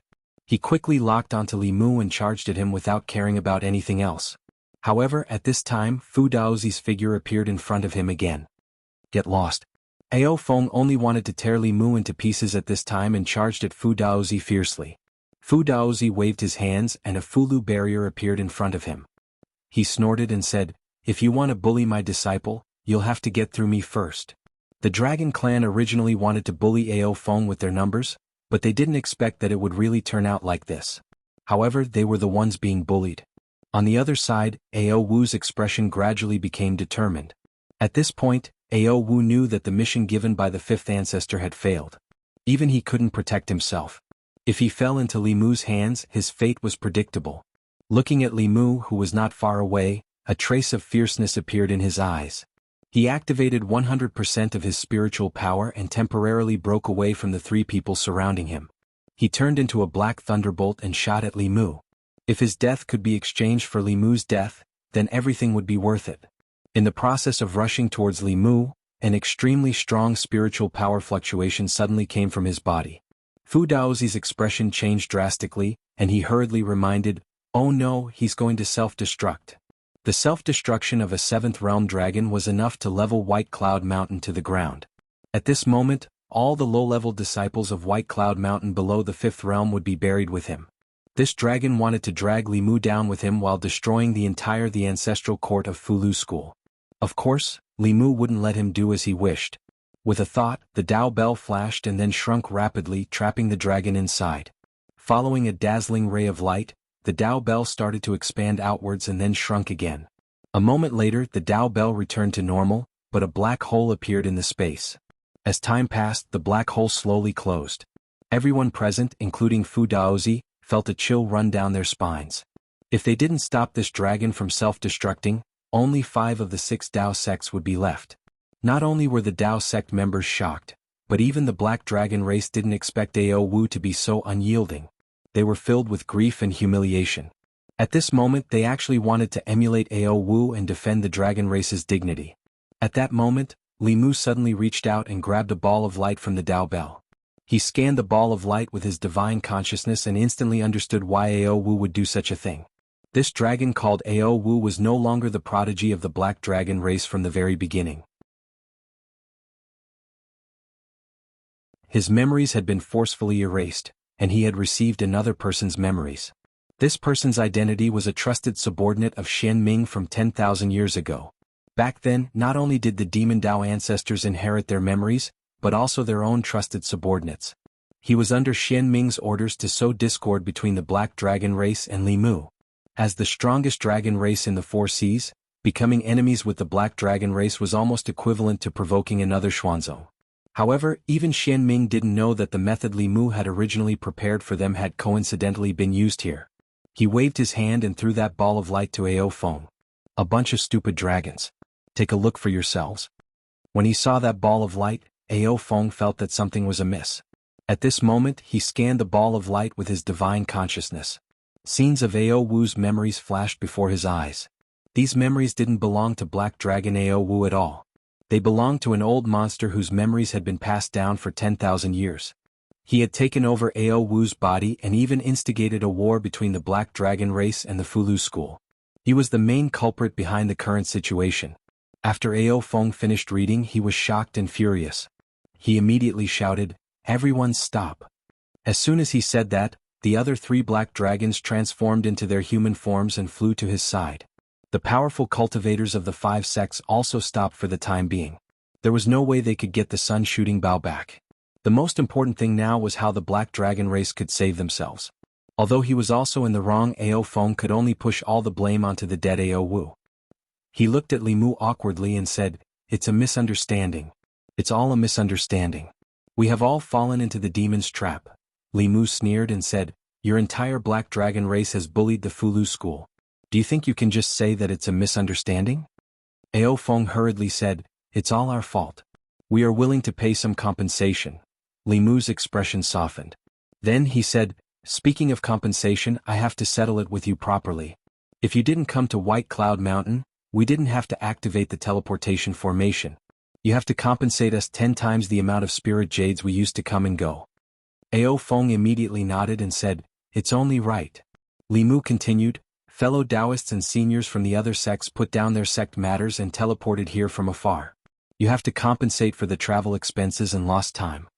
Although he didn't know what the travel expenses and lost time meant, Ao Feng could only nod in order to thank the Black Dragon race. "That's fine too."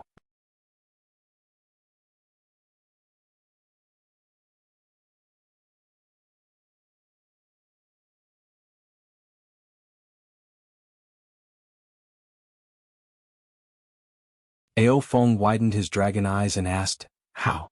How many?" Li Mu cleared his throat and said, 100,000 upper-grade spiritual jades, not one more, not one less.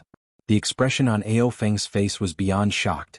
That was 100,000 upper-grade spiritual jades, not middle-grade spiritual jades, not low-grade spiritual jades, and not even stones. What kind of teleportation array would consume so many spiritual jades? Extortion. This was blatant extortion. Li Mu knew what he was thinking. He was indeed extorting them, but they had finally met the biggest spendthrift in the 10 continents. How could they let him go so easily? The Dragon Clan was the most greedy and the most stingy clan. Li Mu often heard from Cheng Xen that the elders of the clan slept on mountains piled with spiritual jades. The Black Dragon Clan was definitely wealthier than the 5 factions combined. Ao Feng's face was gloomy. This person was obviously taking advantage of the situation. However, he had no choice but to lower his head. 100,000 upper-grade spiritual jades was an unimaginable number for others. Although he would feel the pinch, it was not to the extent of hurting him. He gritted his teeth and squeezed out a few words, 100,000 it is. However, I don't have so many spiritual jades with me. I have to go back to the West Sea Dragon Palace to get them. Li Mu's eyes lit up and said, "All right, I will go back with you. At the same time, I will calculate the compensation for my White Cloud Mountain disciples' psychological damage." When Ao Feng saw the light in Li Mu's eyes, he suddenly had an extremely bad premonition. He regretted going to the West Sea Dragon Palace in advance. He hurriedly said, "No need, I will go back alone." Li Mu smiled and said, "Don't stand on ceremony. I have never been to the Dragon Palace before. I will go and broaden my horizons." Ao Feng shook his head and said, "There is really no need." Li Mu smiled and said, Of course. The various clans of humans and demons occupied the 10 continents. The vast oceans were occupied by the Dragon Clan of the 4 Seas. The Dragon Clan was not a unified clan. The Dragon Clan of the 4 Seas was divided into the Black Dragon Clan, Silver Dragon Clan, White Dragon Clan, and Azure Dragon Clan. Among them, the Black Dragon Clan occupied the West Sea, while the North Sea was the territory of the Silver Dragon Clan. The Azure Dragon Clan and White Dragon Clan were active in the South Sea and East Sea. There were also great conflicts between the Dragon Clan. The division between the Dragon Clan was even more serious than that between humans and demons. It had even evolved into a chain of contempt. Among them, the most powerful Black Dragon clan stood at the top of the Dragon clan's despised chain. They believed that all dragons of other colors were inferior dragons. Next was the Silver Dragon clan. The White Dragon and Green Dragon clan were at the bottom of the Dragon clan's despised chain.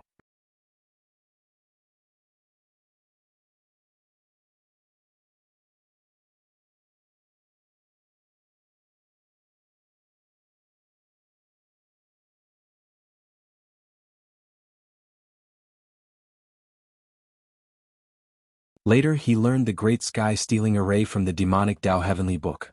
Although it consumed a lot of energy, it was several times more effective than the Heavenly Secret Talisman. Thus, the Heavenly Secret Talisman in his possession became useless. In line with the principle of making the best use of everything and not wasting it if possible, Li Mu planned to sell them to the dragons. Although it was impossible for these dragons with no natural talent to break through from the 5th realm to the 7th realm even if they had 10 more years of lifespan, who would refuse to live for 10 more years? As for why he did not use the Sky-Stealing Array to help them, firstly, Li Mu needed to deal with the Heavenly Secret Talismans in his hands. Secondly, what kind of status did the dragons have? They were the descendants of ancient beasts. They were obviously a higher-level life form than humans and demonic beasts. Under normal circumstances, they were already on the verge of ruling the world. If they were given another 60 years of lifespan, perhaps after 60 years, even if the demonic Tao and the righteous Tao joined forces, they would still be suppressed by them. Hearing that this Fulu could increase their lifespan by 10 years, the old dragons present all looked at Li Mu at the same time. Their dragon eyes shone brightly. How much is this Fulu? Do you have any more? I'll buy one. I'll buy one too. After Li Mu took out the Heavenly Secret Talisman, the surrounding atmosphere suddenly changed. The old dragons who were nearing the end of their lifespan surrounded Li Mu, looking at him as if they were looking at a peerless treasure. Then they all looked at Ao Feng in unison. 10 years was not a short time. Even if it was not enough to break through, they could still enjoy 10 more years in this world. They did not care about the price of this Fulu. Even if they had collected many treasures in their lifetime, they could not take them away after death. Wouldn't it be better to exchange it for 10 more years of lifespan? The savings of ordinary dragons were limited. The commonwealth of the Black Dragon clan was in the hands of the Council of Elders. Faced with the expectant gazes of his clansmen, Ao Feng could not refuse. The number of dragons was low to begin with.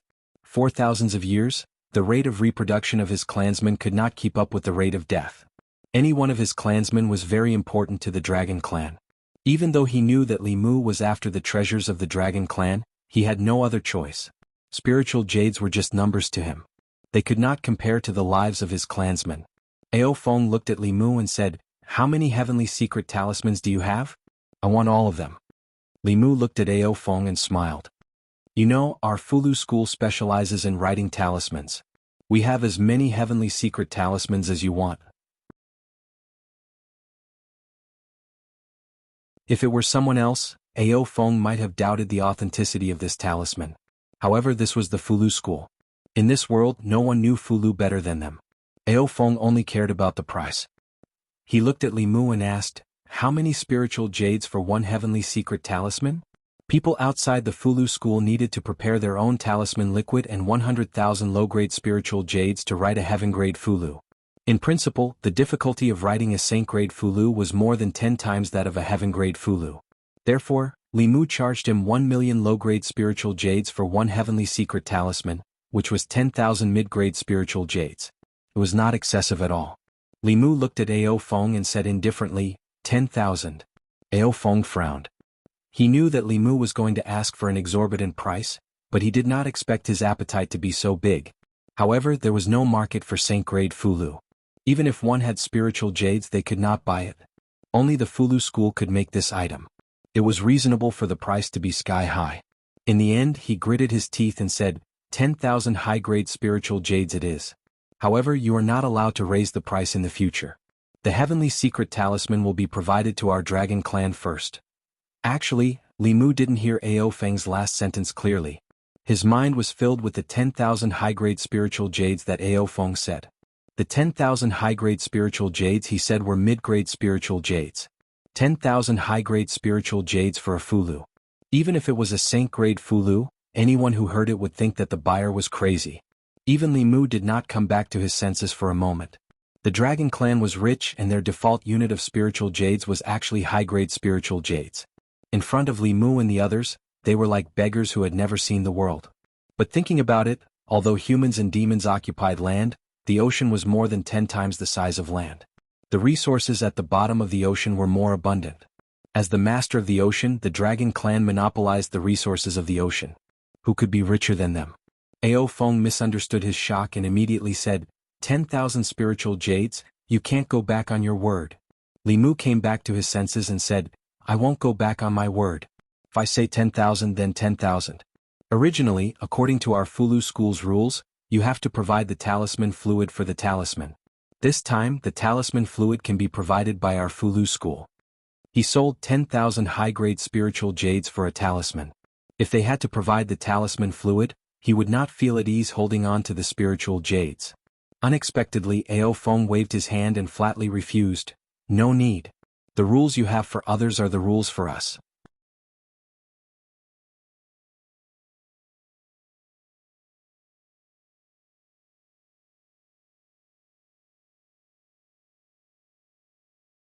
Chapter 627. Li Mu's conscience would be uneasy if he had to provide the talisman liquid after selling it for 10,000 high-grade spiritual jades each. However, Ao Feng was so determined to not give Li Mu any leeway. He had no choice but to sigh in his heart. The world of rich dragons was not something poor people like them could understand. The dragon clan was willing to pay 10,000 high-grade spiritual jades to extend the lifespan of their clansmen by 10 years. Who knew how many spiritual jades they were willing to pay to extend the lifespan of their clansmen by 60 years? Such a generous customer might not be found in the entire cultivation world. If he were to activate the sky-stealing array for Ao Feng and those extremely talented experts of the dragon clan, Li Mu would think carefully and weigh the pros and cons. If the extra 60 years allowed them to advance to the 8th level, wouldn't he be causing trouble for himself? However, if the target was these old dragons who were still alive, Li Mu wouldn't even hesitate to kill them. Even if they were given another 60 years, they were destined to not have great achievements. Using a large amount of spiritual jades in exchange for 60 years of lifespan was naturally a waste of the dragon clan's resources. However, to an individual, living was more important than anything else. One of the most painful things in life was that when one died, one's money would still be there. It was the same for dragon life. There were countless mineral veins under the sea. To the dragon clan, spiritual jades were just stones that they could pick up anywhere. Who wouldn't be willing to exchange stones for lifespan? Li Mu initially thought that Ao Feng was showing concern for the old dragons in the clan in the spirit of humanitarianism. However, when he left the West Sea, he realized that things weren't as simple as he thought. Ao Feng, this old dragon, wasn't as stupid as Li Mu thought. In front of the dragon palace, Ao Feng looked at the group of old dragons and said, the clan spent countless resources to buy the divine secret talisman for you to extend your lifespan. I hope that you won't waste these 10 years. Before your lifespan ends, pass down another seed to the clan. Li Mu realized that Ao Feng didn't give them the divine secret talisman because he wanted them to break through before they died. Instead, he wanted them to use their remaining energy to give birth to 1 or 2 young dragons to ensure the continuation of the clan. In this matter, Li Mu had to admit that he was too narrow-minded. After returning to White Cloud Mountain with Ao Feng, Li Mu was faced with a problem. The powerhouses of the Black Dragon clan were all left at Mount Baiyun to serve them for the next 10 years. How to restrain them was a problem that needed to be solved. It was impossible for the Black Dragon clan to hand over their soul blood. The Dragon clan had their pride and dignity. Not all dragons were as unprincipled as Xin.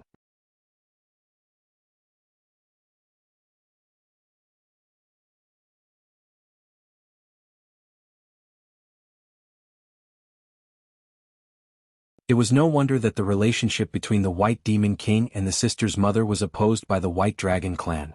It was not easy for the Dragon clan to reproduce. In the end, their own daughter ran away with a snake. Which parent would not be angry?